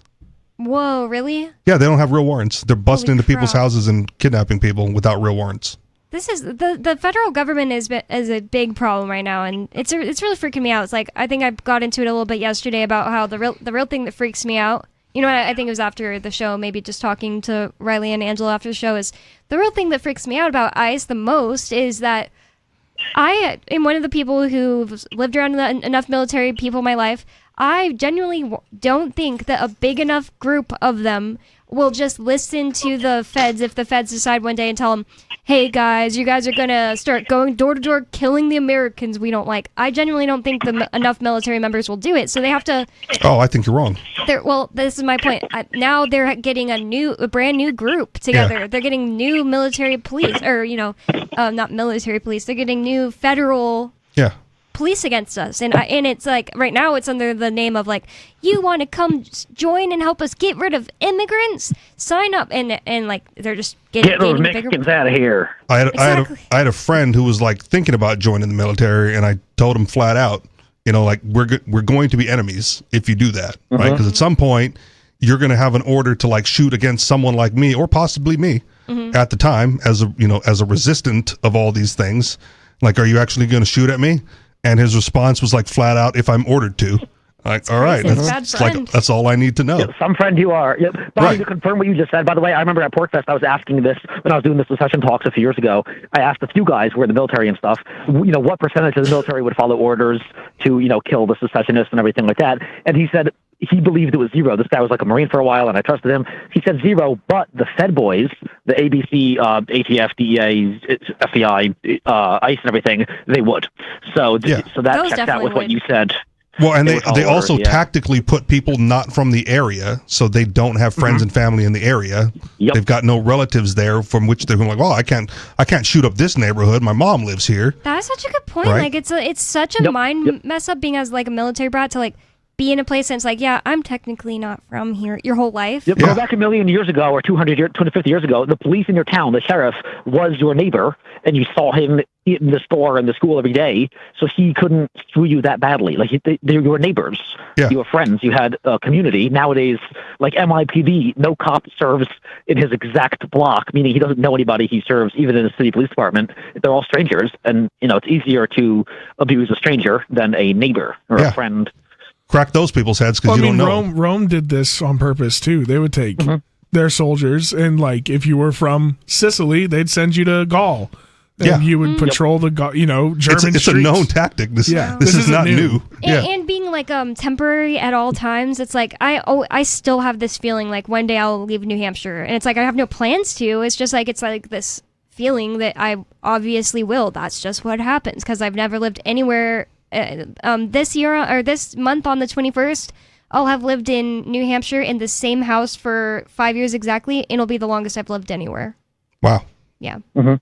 And one more point about ICE, if I could, before I go. Yes. I think you all should be super grateful to ICE because it gives you the biggest opportunity, maybe in a long time or ever, to get on the left side. And you mentioned this last night, I think, to get the left on your side for secession from the federal government. So take this opportunity and run with it because the left is so. In Virginia also, like ICE out of Virginia, get ICE out of here, abolish ICE, melt the ICE. People are going crazy. There's a ton of energy on the left. If you can harness some of the energy for secession, I think that can give a tremendous boost for anti-federalist. Part of the problem here is you're going to get the left, but you lost the right because there's a bunch of right libertarians that are cheering on the jackbooted thugs. That's a good point. I feel all the thanks for the the encouragement in that area because I feel that I think about doing that and I'm like, what's even the point? You'll just get them on your you get them on your side for one little thing, but they're like a complete enemy in almost every other way. But maybe it is a good thing just for this one situation for secession. Like, who knows? Maybe you could pass a bill saying no federal agents allowed in DC without like express permission from the governor. Who knows? Like or permission from local county, in New Hampshire or whatever. Yeah, there was a bill like that Matt Santinist also wanted to put in early on. Do you remember that, Alu, where it was going to be like, or maybe it wasn't Matt, but I think so. Yeah, I think it was Matt, and I think it was me and some others who pushed him to do it. Nice. I think it said no federal agents can be doing law enforcement stuff in New Hampshire without permission from the maybe county sheriff or maybe the DOJ or police. It was a great idea for a bill, but didn't pass. Yeah, should have just stopped it as no federal agents can do things in New Hampshire. Right, full stop.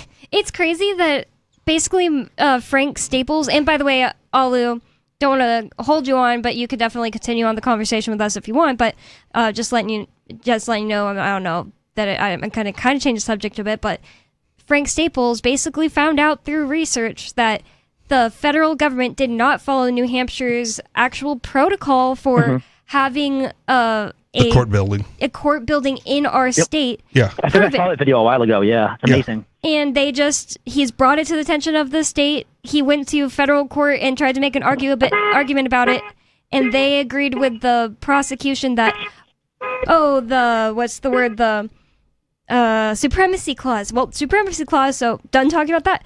And New Hampshire does nothing about it, and they don't care. It doesn't that just blow everyone's mind? Well, first, New Hampshire doesn't have to do anything about it because, per their constitution, they're not allowed to own land as much as they have. Right? I forget all of them, but there's three types of land the government is allowed to own.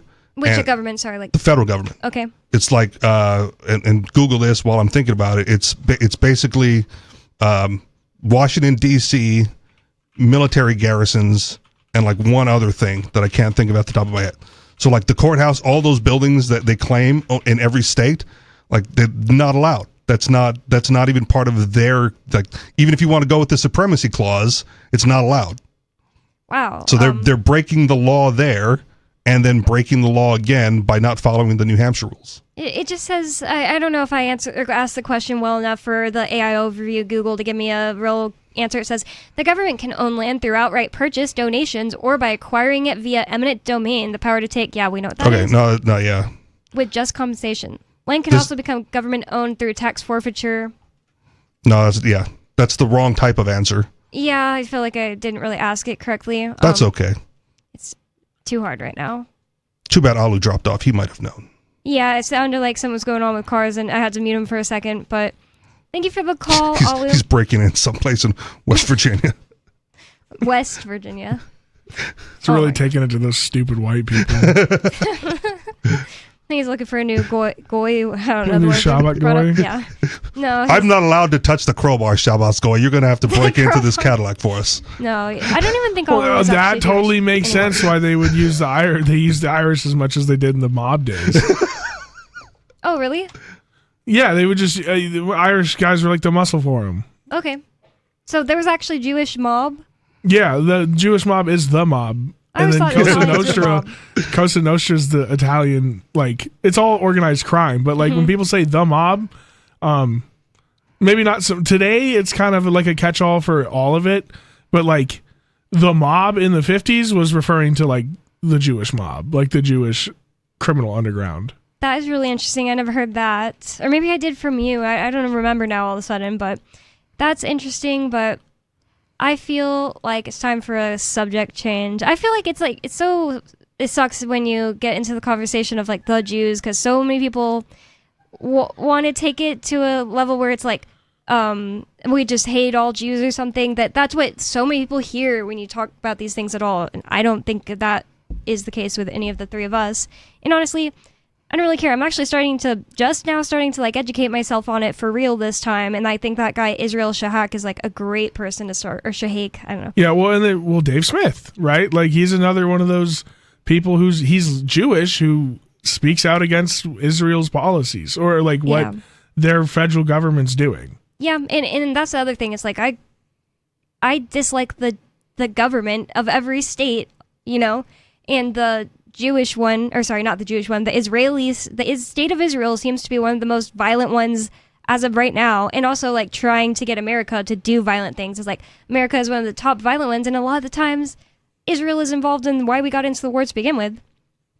So that's so interesting with that. We almost didn't even have time to talk more about what the caller before Alu called in about, that he said that guy, Paul Singer, bought Citgo. And it's at first I was what's Citgo? I couldn't understand what you guys were saying, but Citgo, the gas station. You see those gas stations? Yeah. That just got sold for pennies on what it's normally worth to a Trump donor. And now they're going to be the ones to get to profit off of this Venezuelan conquest. Yeah. Now, to be fair, Trump did recently sat down with the other oil execs, right, and basically wanted them to invest in Venezuela, and the response that he got back from most of them was it's probably not worth it, dude. Because who knows what's going to happen in the future? There's no way to make the money back, and for everyone besides Citgo, right, they have to build the infrastructure to refine the oil that comes out of Venezuela. So it's a huge capital outlay with uncertain returns in the future. Yep. Except for Citgo. So maybe they were the only ones that wanted to do it, but right. Still, it's it is interesting that you get to buy it for cheap just because you're a Trump friend right before. It's just interesting. Well, I mean, the more recent example was the sale of TikTok. The Larry Ellison. Yeah. The other super billionaire Zionist dude. Is he a Trump supporter too? Yeah. Yeah. You're not allowed. China's not allowed to own it, so we're going to sell it to my buddy over here. Sam Altman, OpenAI. It's just blowing my mind that you just get to say, "Hey, China, you're not allowed to own something." What are we, the communists? Yes. Exactly. Yes. Thank you. Great answer. It's turning out that way. Fabian socialists for sure. Underground. Is that what you mean? Fabian, they were behind the French Revolution, right? Well, just that whole line of thinking, it goes into the Tavistock Institute. A lot of it comes from the East, the British East India Company. A lot of these guys, they're British. My bad. Yeah. I don't know what I'm thinking. I thought it had to do with the French. No, it's mostly English stuff, and it was we like socialism, but we can't do outright communism because the revolutions fall apart. So it's more of a trickle effect where you influence the culture and the social hierarchy, and then you introduce ideas that destabilize it. It's working. And it's so clearly it's working. It's working. Colleges, for example. Yeah, that's where they sent all these ideas. To the Ivy Leagues. It was to the Ivy Leagues, 100%. In the California State university system is a huge place. They did a lot of this stuff too. That's why California seems has a low IQ. Well, it does so much crazy stuff. They tried it in Wisconsin, but the brains were too full of beer and cheese and just couldn't get through to them. Yeah, they were corn. That's the only thing they had in their brain. Well, I think this is a kind of interesting thing I saw on Drudge right before the show, but it's from Axios.com. It says, "The rise of the political potty mouth." I've always thought... Oh, I saw this one too. I didn't read it, but go ahead. Oh, you did? I've always thought whenever the debate comes up, should, say a Free Stater gets elected in the State House, should they respect decorum and be respectable and respect the position, or should they care a little less? They should care a little less. I agree. That's why they were elected, right? If we wanted peace and decorum and more of the same, we would have just elected a normal politician. I agree. I feel if you elect an activist, they're supposed to do activist things. 18 ties and a boot on the head. Yes, yeah.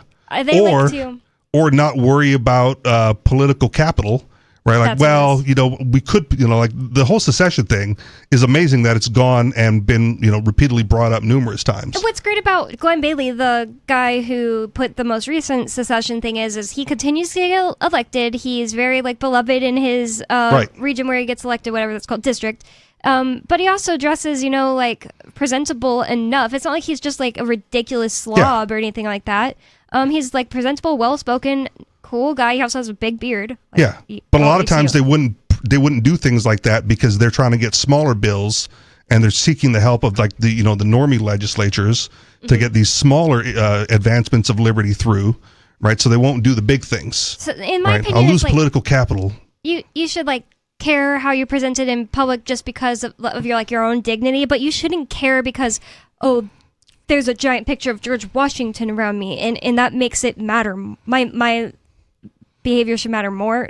What? Yeah. He's a scumbag. Yeah, I mean, didn't Andrew Jackson almost beat somebody to death on the floor of the House one time, with his cane?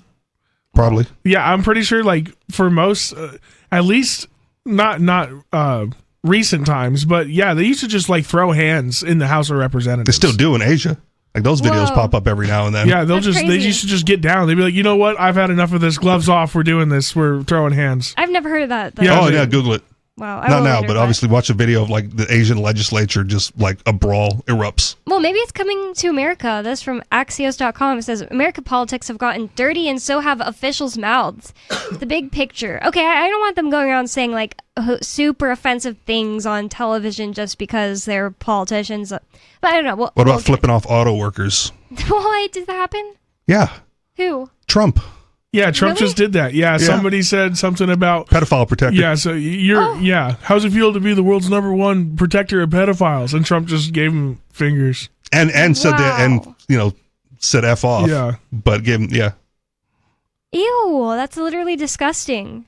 And kudos to the guy for saying that to him. That's he a got perfect fired. way to put it. Whoa. And then raised like $100,000 on GoFundMe. What, this all happened. He got fired? What do you mean? What about... if he's an auto worker, where's his union rep? Isn't that like an unjust? Maybe that should be like they don't want to deal with super Trump and his against the union. tariffs. I guess, yeah, that would make sense. But then, what are you paying your union guy for? He's obviously worthless. Yeah, it's overhead, man. This is crazy. That's insane news. I hadn't heard about any of that. I don't know about the union rep. I'm just spitballing on that, but he did get fired, and they did raise money for him.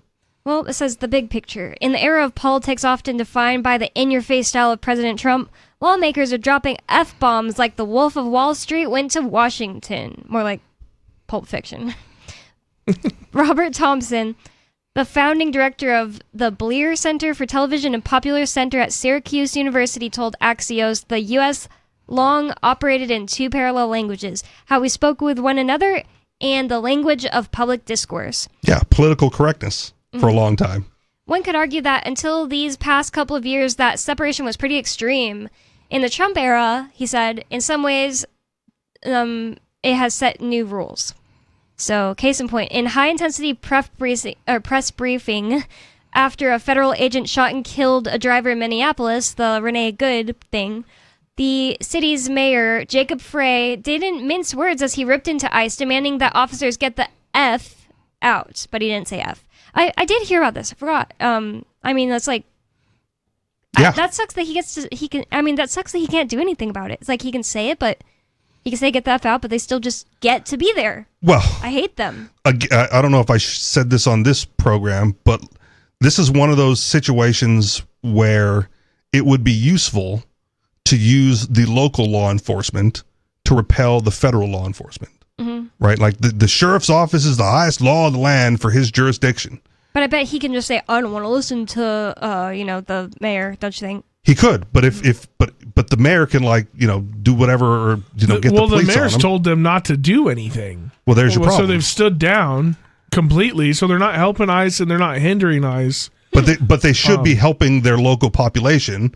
Like if the police are there, if the local police and sheriff's department are there, as they say, to protect the local population, and you have a federal invasion, right, where they're asking everyone they come across for their papers, whether they're American or not, where they're going into houses without a warrant, without a legitimate warrant, to kidnap people and harassing Americans, and arresting and detaining Native Americans, Indians, right? When they're doing that, right, the local law enforcement is your gang-appointed protector and should be opposing these tactics by the federal invasion. Yeah, then it's a gunfight. Nobody That's wants fine. that. Nobody wants it. Well, you do, but I'm telling you, the Minnesota cops don't. That's their job. But serve and protect. No, it's not. They have no obligation to protect you. They just have to. If you break a law, they have to arrest you. That's their job. That is the police's job. The Supreme Court's shown that. That's their ruling. Yeah, and if going into a house without a warrant and kidnapping someone is not against the local jurisdiction, it should be, and I should be arrested for that. The cops, in my opinion, they always want you to think they have such dangerous jobs and they do so much, but they're actually cowards. So they're not going to do it unless they're cowards. You're asking cowards to protect you. More Free Talk Live coming up. Hey, you are going to love the movie Victimless Crime Spree. It's hilarious, heartwarming, and carries a ton of inspiring freedom messages. Feeling down about the lack of liberty in your life? You need to put on this film with some friends and have a good laugh. It's a true story about me and my friends in New Hampshire living free, singing, dancing, and getting arrested. Of course, it's all on video, and the bad guys, the cops, judges, bailiffs, and sheriffs, they all play their part like it's out of a movie or something. You would think we scripted the whole thing, but it's real life. Go ahead and have a watch, and if it's been a while, have another look. I guarantee you'll notice things now that you didn't notice before. And the best part is that you're going to walk away feeling a renewed sense of your own power. You are the master of your destiny, and you will be free in your lifetime. Victimless Crime Spree. From Feature Story News in San Francisco, I'm Ira Spitzer. China and Canada have announced a new partnership aimed at easing tariffs and expanding cooperation. The two countries agreed to lower tariffs on Chinese-made electric vehicles and Canadian agricultural exports, signaling a reset in their strained relationship. After meeting Chinese leader Xi Jinping in Beijing, Canadian Prime Minister Mark Carney said that Canada must be pragmatic as the global trading system becomes less predictable.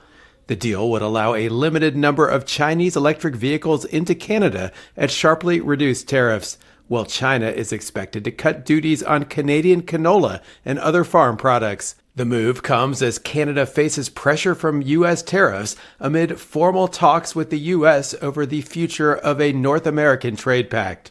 Myanmar says that claims it carried out acts of genocide against the Rohingya population are unsubstantiated. The comments came as it begins its defense in a landmark case at the International Court of Justice.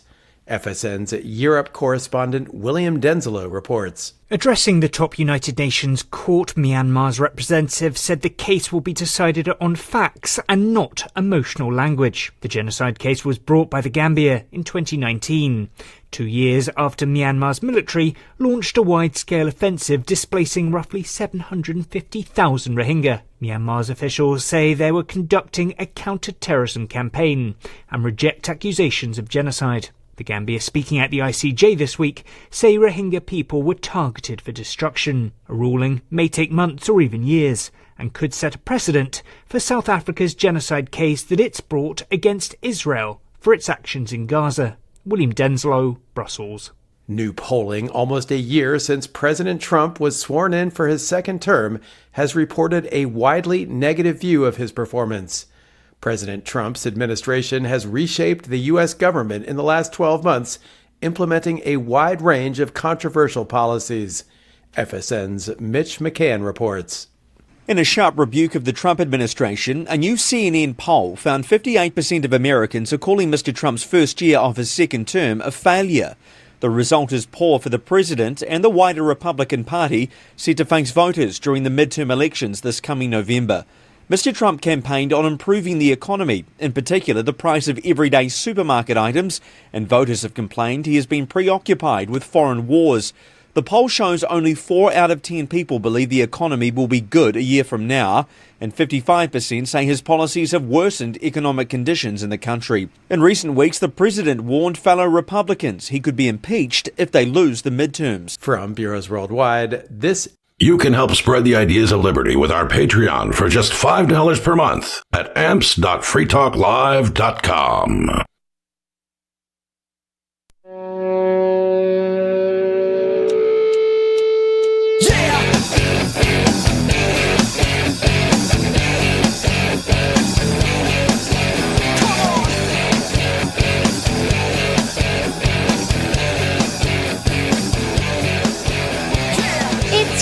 Talk Live, talk radio that you control. That means that you can call in at any point. 603-283-6160 is the number.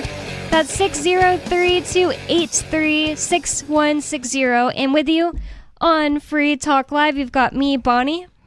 Angelo. And Richie Rich. You didn't sound sure about that. Yeah, I had to think for a second. Am I using my government name or my stage name?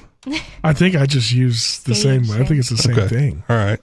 So allegedly. Well, I got stuck in it the first time I ever did a show with Bonnie. She was like, and I was just like, Angelo, I guess. And then I've just been using it since. Just change it. The first time, don't feel stuck. Just change it. The first time Colin was ever on, I did the same thing to him because I never think to, tell people about it. Okay. But I point at him, I'm like, it's Bonnie. And point at him, he's like, Colin. And my friend who makes, DJs and makes rap things, he made a song that's like, Colin. And it was from the actual audio. It's really funny. So it's a sample. This really hilarious news, in my opinion, but also pretty cool. Like, I think it'd be interesting to people who care about freedom, and it's funny. The reload.com, reputable news source. There you go. News source. It says, man successfully registers potato as a Reloadable silencer. news source. Reloadable news source? Yeah. Well played. Well, it's called the reload, right? I'm just kidding. Womp womp. Oh, Bonnie. Instead of a dump, she got a womp womp. I just dumped you. I'm just kidding. It says, man successfully registers a potato as a silencer. And I think it's so funny, too, because people are always saying... It's good activism. I don't think it's a freedom thing, because you shouldn't have to register at all, but... I don't think you do. Do you still have to? For silencers? This is why I say no, it's a I thought they struck down, like, the whole taxing, like, no tax stamp. You don't, like, it's... No, you don't have to pay for it, but you still got to register it. Oh, that's stupid. This is what I think is, like, liberty about it. And I also assume it is a good... I mean, I also think it's a good activism thing, too. Like, but I think there's overlap, is that showing the ridiculousness of their rules, you know? Oh, yeah. I mean, the most ridiculous one that I've seen was a shoelace being a registered machine gun. Whoa. Like, that's a real thing on the books. Because they can use it to somehow pull a trigger? They did something to it that made the rifle that they had a machine gun, and so the DEA or whoever, the ATF decided that the shoelace had to be registered. I only learned from this show a few years ago when Matt was on once that they actually call the little tiny metal piece that looks like a can tab a machine gun itself. Yes. Yeah. That's the same thing like the shoelace. Wow. Yeah, that sounds like it. Wow, that's crazy. But and I also think it's funny because people will, if you have like a low quality picture, somebody will be like, was this filmed on a potato? You know, it's like, well, this potato is a silencer. It says Tate 001. That's the official serial number.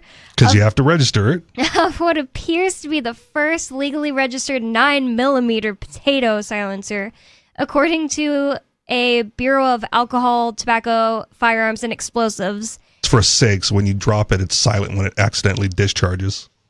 Wait, what? No, I'm just go on. It says, I never People knew who get it will get it. People who don't won't. I never knew it had explosives at the end, but that's the ATF. Their registration form obtained by The Reload, this website. It's registered to a man named Zach Clark, who said he pulled off the feat as an act of defiance against the National Firearms Act. Sticking it to the man. It's a good way to highlight to normal people that, like, yeah, this is dumb, Clark told The Reload. This whole law is kind of dumb. And I hadn't even read it, and that's basically exactly what I was saying. It's just... It's like, why? Like, so if the potato rots, do you have to notify the government that like you've destroyed this device since it's like a registered silencer? Or short answer is no, and Bonnie might get into it, but there's a little piece that's the register, and then it fits onto a potato. Oh, okay. So he could change it out as the potato. I think so. Rot. Keep going. Or used like you can only use a potato silencer to silence things like once. I don't know about that. You can use Apple to smoke weed for more than. Yeah, but you got to think of like the explosive gases. Like that's. Yeah, I don't know. Don't bake the potato first. The potato's hard enough. Or you bore the hole out. Have you ever tried to cut a squash? Once the gases have a place to go out, you're gonna get sound out of it again. Yeah, that's the end of the potato. Yeah, but it's only going to work once because once those gases go into the potato, I don't know it's if I going would to destabilize agree once, it. Okay, but maybe once or twice, and I don't think it's going to do that well for a 9mm. Maybe they'll talk about if they. You don't know what baffles he has in there. Maybe there's a baffle slicer for potatoes. I don't. Baffle now fries. You're getting beyond me. Waffle fries. Well, the spud suppressor may be the most remarkable result of the NFA tax cut enacted at the beginning of the year as part of President Donald Trump's One Big Beautiful Bill, which made the cost of registering suppressors $0 and opened up the floodgates. The ATF saw more NFA electronic registration. So would you guys say that is a good thing of the Big Beautiful Bill? Yeah. Okay. You still have to register it, but you don't have to pay. Oh, okay. You still have to get the tax stamp. It's just no longer cost you money. It says the ATF saw more NFA electronic registration requests on New Year's Day this year than any time in its history. And I would suppose that that's because you have this window of opportunity that can be shut at any time, right? Like California had their, like, what was it, the magazine week or whatever, something like that, where they lifted the magazine restrictions, or the magazine restriction got shot down by the government. And so California had to like sell, high capacity magazines to people. And so everyone bought magazines in California for like this week, and then they reversed the decision. But all those magazines got grandfathered in. So they had this week of like, we can get them. And then now they can't, now they can't anymore. Have you ordered them before the ban? And if they shipped post ban, can you still get them? No. Oh man! So I bet Cheaper Than Dirt probably made a lot of money. And there were some shops that got in trouble because they didn't ship in time, and by the time they got the inventory to ship it, they couldn't, and they had to refund a bunch of people. Yeah. That sucks. But either way, so like the big beautiful bill. Who knows when this is going to get repealed? Yeah. This section of it, or where they're going to reinstitute the payment. And so now's the time if you want to register, silencers and buy silencers for your collection, you'll get the stamp for free. I think it's a really good thing that it's just a good stat out there that more people than ever tried these, or did their electronic registration requests, because it just means like Americans aren't going to stop owning guns. Many Americans own guns, and it's part of our culture, and it's such an important thing. Yeah. In my opinion. And hearing protection is important. Well, it's crazy that America has been so adverse to suppressors. Like in Britain, where they're super anti-gun, they encourage people who do own guns, who jump through all the hoops, to have suppressors on their guns so they don't bother everybody while they're shooting them. Yeah, I always think of the because fact assassins use suppressors. Yeah, the silent killer. If I ever have to shoot a gun and I'm like on a walk with my dog, I'm always thinking about how horrible it's going to be for him because it's so loud. It's going to be horrible for you too. Yeah, stuff's loud. I know. It is super loud. First time I ever heard a gunshot, I was with my friend and her boyfriend and her brother, and like they were like, "We're going to stop on this gate," and it was in Texas.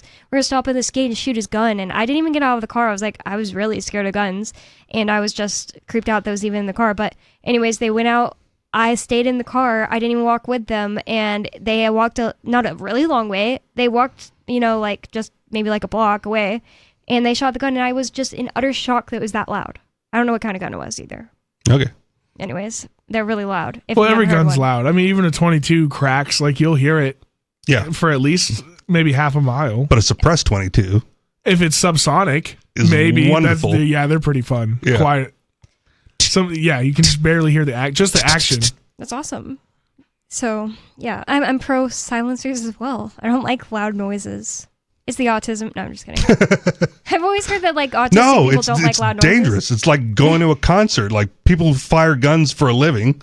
Even with if they even with hearing protection. Well, 3M just paid out a ton of money because their earplugs were garbage, and that's what everybody in Iraq wore. But people get tinnitus. And that's, again, you mind over matter this one from earlier, but like there's no real cure. You just sleep with the fan on for the rest of your life and you never enjoy quiet ever again. Well, I also think there's this, anyways, that's getting back into the conversation about earlier, but I do want to learn more about this because we have all these questions about the potato spud.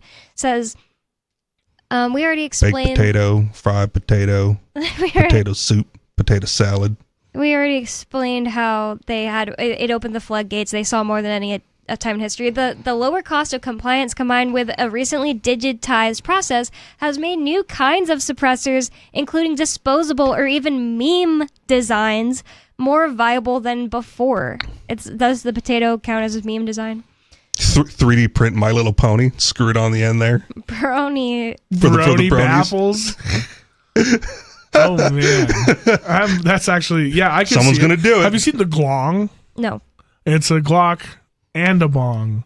No. Somebody 3D printed a Glong. Because you can 3D print like the lower part of the gun, right? Like and the plastic piece. And you can legally own it in any state or anything? Yeah, because the top slide, that's the part that's registered. So you can just print the bottom, and somebody printed one that was a functioning bong and used it. That's hilarious. I don't think that, well... Now, if you smoke tobacco out of it, it's illegal. It's 100% legal. I think you're backwards on the Glock. I think for Glock, the lower is the registered part, because you can get Glock slides online. No, I guess you are right. Yeah, you are right. It is the lower, but you could, but like, wait, I don't know. But like 80% lowers. Yeah, right, or whatever. You can 3D print. No, the you're lower. right. I was completely wrong. Okay. But you guys look at the glong. It looks like a whole gun. And I knocked over a camera. Now they can't see me. I knocked over a camera. I'm sorry. Yeah, it's a whole gun and a bong. There's a song. He made a song for his glong. It's print, shoot, repeat on PSR, because you can't say print, shoot, repeat on YouTube anymore. But I've been following him since he had like 2,000 followers or less. Like right when 3D printing firearms blew up. Like Hoffman Tactical had a lot of really good stuff on that too.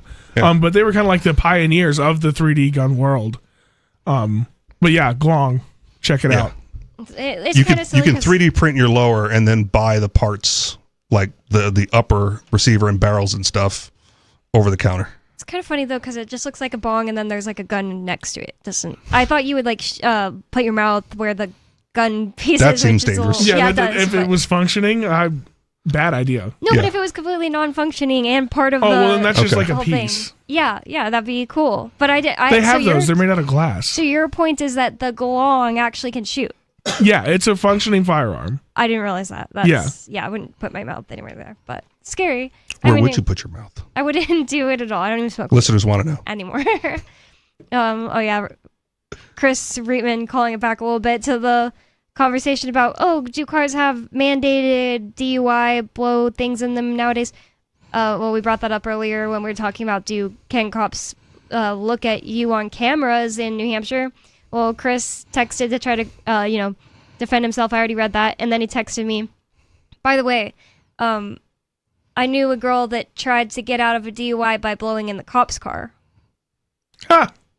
Womp womp. No, give her a it's womp a womp. good one. This is your time to get her back. I just, dude, I don't keep track. But there you go. I think it's a good one. No, it was. But this was his chance to get you back for the womp womp earlier. Plus, I also don't deliver as well, like rehearsed jokes as some people. Some people are great at those, like rehearsed jokes. You know why? Because they rehearse. Okay, that's probably true. That was the first time I heard it. In fact, I said to him, "Was that a joke?" I thought he was serious for a second. And then Bonnie goes, "I wonder if I'm autistic." And then he said, "Of course." But anyways. And yet probably not. They're, cops expect it on occasion.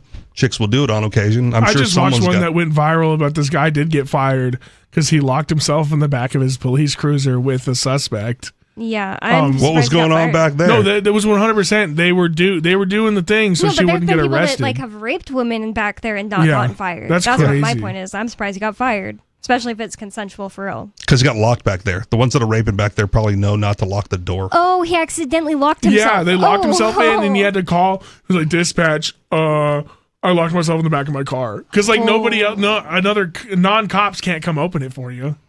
Holy crap, that's so bad. His keys are in the front with it, can't get through the cage, and he's in the back seat with his fun suspect. That's his suspect. Disgusting. It's so disgusting that there are women that think cops are hot at all. Like I just don't think you should be. It's just khaki fever. My race. I think it's the uniform thing. Yeah, it is with a lot of people, and I don't understand it at all because it's just disgusting. Like I bet those New York City trash men who got that. Have you seen the New York City trash? I looked it up, but it looked to me like it was just their highest up people. They're highest up people. I thought you were saying the people on the street. No, not on the street. But the highest up people have almost police-esque uniforms that they wear. Wow. It's like pilots, gray. How they have a uniform? And they have medals and stuff for being great trash men. Okay. In New York such City. a more important. That makes me feel better. Wonderful job.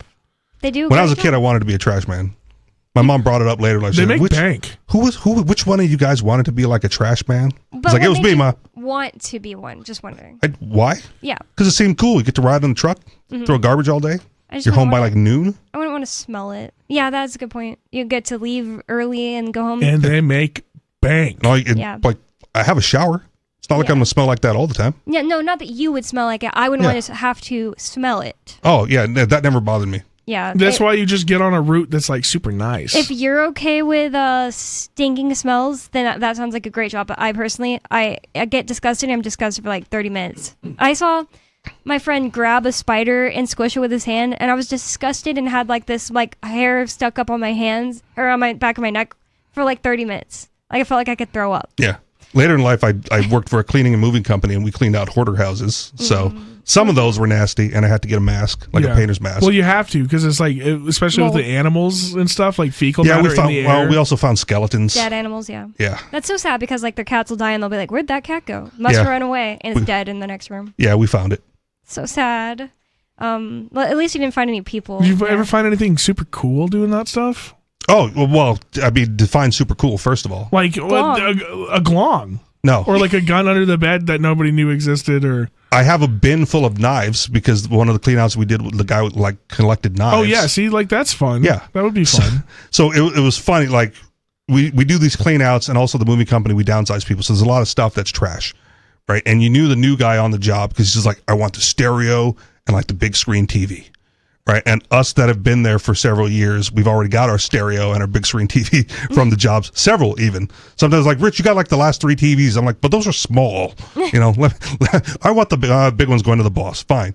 But like after we got our stereo and our big screen TV, there's like, let me get the shampoo, the soap, the paper towels, and the toilet paper. Yeah. You know, and then you're saving money, dude. That's why. But like, you know, bed sheets. I've got enough electronics. I don't, bed sheets, like that whatever. happens in the hotel industry too. You get given so much stuff like that because it's like, well, this one is out. We're not using these ones anymore, so the staff can just take it. I love that because I'm like, feels like so. Do you ever find like a bunch of drugs? Like, we did find, it wasn't the knife guy, but like there was a pistol that we found, and this was Hawaii. So one of my coworkers was a former police officer, so he took that and turned it in. Nice and proper, but I don't think we found any like good drugs. I would definitely turn something in like we that. found a lot of like, you know, liquor, old liquor. So I gave one for Christmas. I gave my mom and my stepdad like a box of Crown Royal from like the 60s. Oh, that's cool. Unopened, right. like unopened, just sitting in the closet of some old lady. Do you think they had changed their recipe? Do you think it tasted different other than being aged? I don't drink, but I took a sip of that one because I wanted to taste how smooth it was that age. And yeah, it was smooth. Interesting. That's so cool. Yeah, I bet Crown too. After that long, it's probably great. If you're into that, it was. I'm not. So it was like, but I can objectively go like, yeah, that's smoother than a lot of other alcohol that I've tasted, but I still don't like it. Yeah, I've had friends have family members die, or like they've done clean out jobs. Maybe it's just where I'm from, but they'll go in there and they'll start cleaning stuff out, and it'll be like, oh, this is like. They've spread meth all out through their house, and they forgot they had the meth and went out and bought more, and then kind of just have like little pockets of drugs all over the house. Yeah. I don't know. Nothing ever like that. Nothing like that. Well, just money, or liquor. money too. Yeah, gambling addicts. Did you just get the money because you had the job? Like you guys got the job, so like whatever you found, you got. So like, the money, you know, if it was money. We would then go to like the next of kin or whatever and say, hey, we found, you know, whoever hired us. $500 in an urn in a vase or something. Like my uncle collects old bills, like with the small head on it, whatever. Oh, I didn't even know about that. Yeah, because it's not the newer bills with the big head on the dollar bill or the like the 10s and the 20s or whatever. And we found like, you know, $1,200 in the dude's like we were cleaning out for the wife. Husband had passed away. But in his tool drawer, his tool chest in the garage, his toolbox, right, he had a stash of money. So I'm like, oh man, my mom would love this. Let me go see if I have like $1,200 on me. I did, you know, and I was like, we went to like, hey, we found this. Can I buy this from you with like new bills so my mom can collect it? So yeah. Oh, nice. That's awesome. I bought the money for the money and then gave it to my mom. At face value? Same dollar value. Yeah. That's cool. That's nice. And I see it now. I forgot. Yeah, the head used to be in a circle and it was much smaller on the $100 bill. Right. Yeah, I didn't know what you meant at first, but. Well, yeah, $2 bills still have that if you can find them. Well, that's because they don't print them anymore. Yeah. They don't print them at all? Yeah, they're not. When did they quit? Like 06? I thought they still seems like before them. that. Okay. I thought they still printed like a select number of them for collectors. Maybe, I don't know. Well, you can still call in. You have time. 603-283-6160. So wait, did the potato work? Was it a one-time use potato?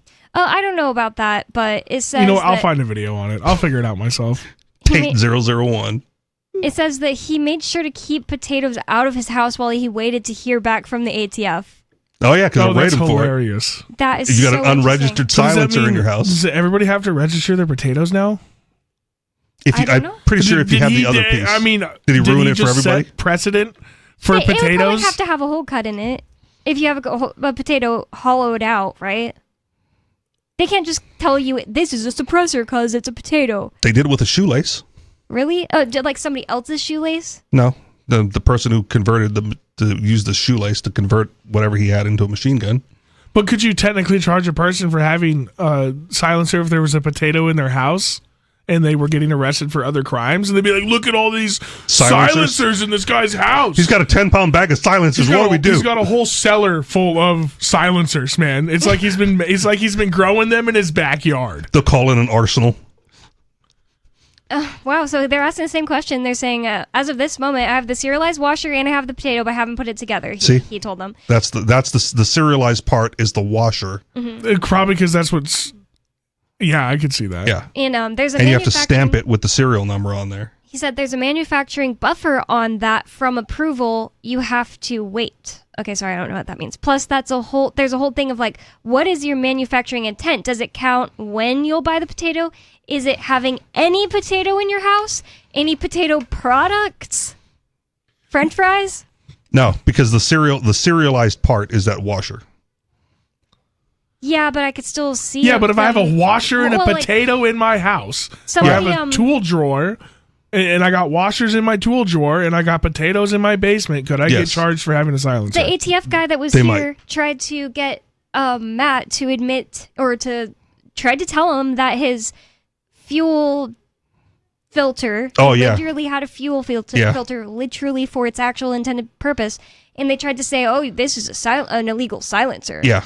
That's partially because those filters have the baffles and are easily converted into like single-use silencers. Well, you just get the same thread pitch. Right, but Matt is like a car guy and a gun guy, right? So those usually goes one and the same. That's probably who figured out that, hey, these look the same. I wonder if I could thread this. Yeah, so they tried to get it because he has an arsenal. He's got a sizable collection of firearms. I think he just kind of talked his way out of that one. But I think he also has like legitimate registered silencers. Yeah, right? So why would he need the filter? I think that's where he went with it. I think that's what he said to the guy. I filled out all these forms, and you think I'm going to lose all this over a filter that fits my vehicle? Yeah, and he registered all his guns, like everything. Yeah, is above board. Yeah, on purpose. As he should, because the consequences don't fit the crime. Well, unless you can prove that unless you're P80s, right? Like I manufactured these in my own house, I don't have to register. That's what I mean. So if they're not, can you manufacture your own silencer? I don't know. That would be something. Probably not, because they have to be registered. Well, I mean, so technically, so do the lowers if they're manufactured for sale. Yeah. So I mean, but if I make them for my own weapons. Good question. I guess now if you want to get out of this, you have to be like our friend who's a car guy, a gun guy, and a cook, because that could be that's your explanation for how you have the potato in your house. Well, more Free Talk Live next Saturday. More Free Talk Live today at freetalklive.com, meaning you can go there for more of us. And thank you for listening. Peace.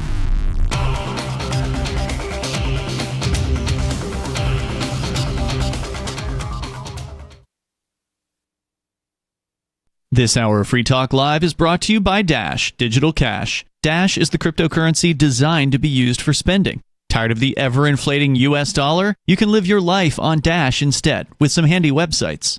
BitRefill.com has been accepting Dash for years and has a ton of big-name retailers and brands including grocers, gas stations, phone refills, Amazon, and even prepaid MasterCards. Plus, many of their gift cards are available at a discount.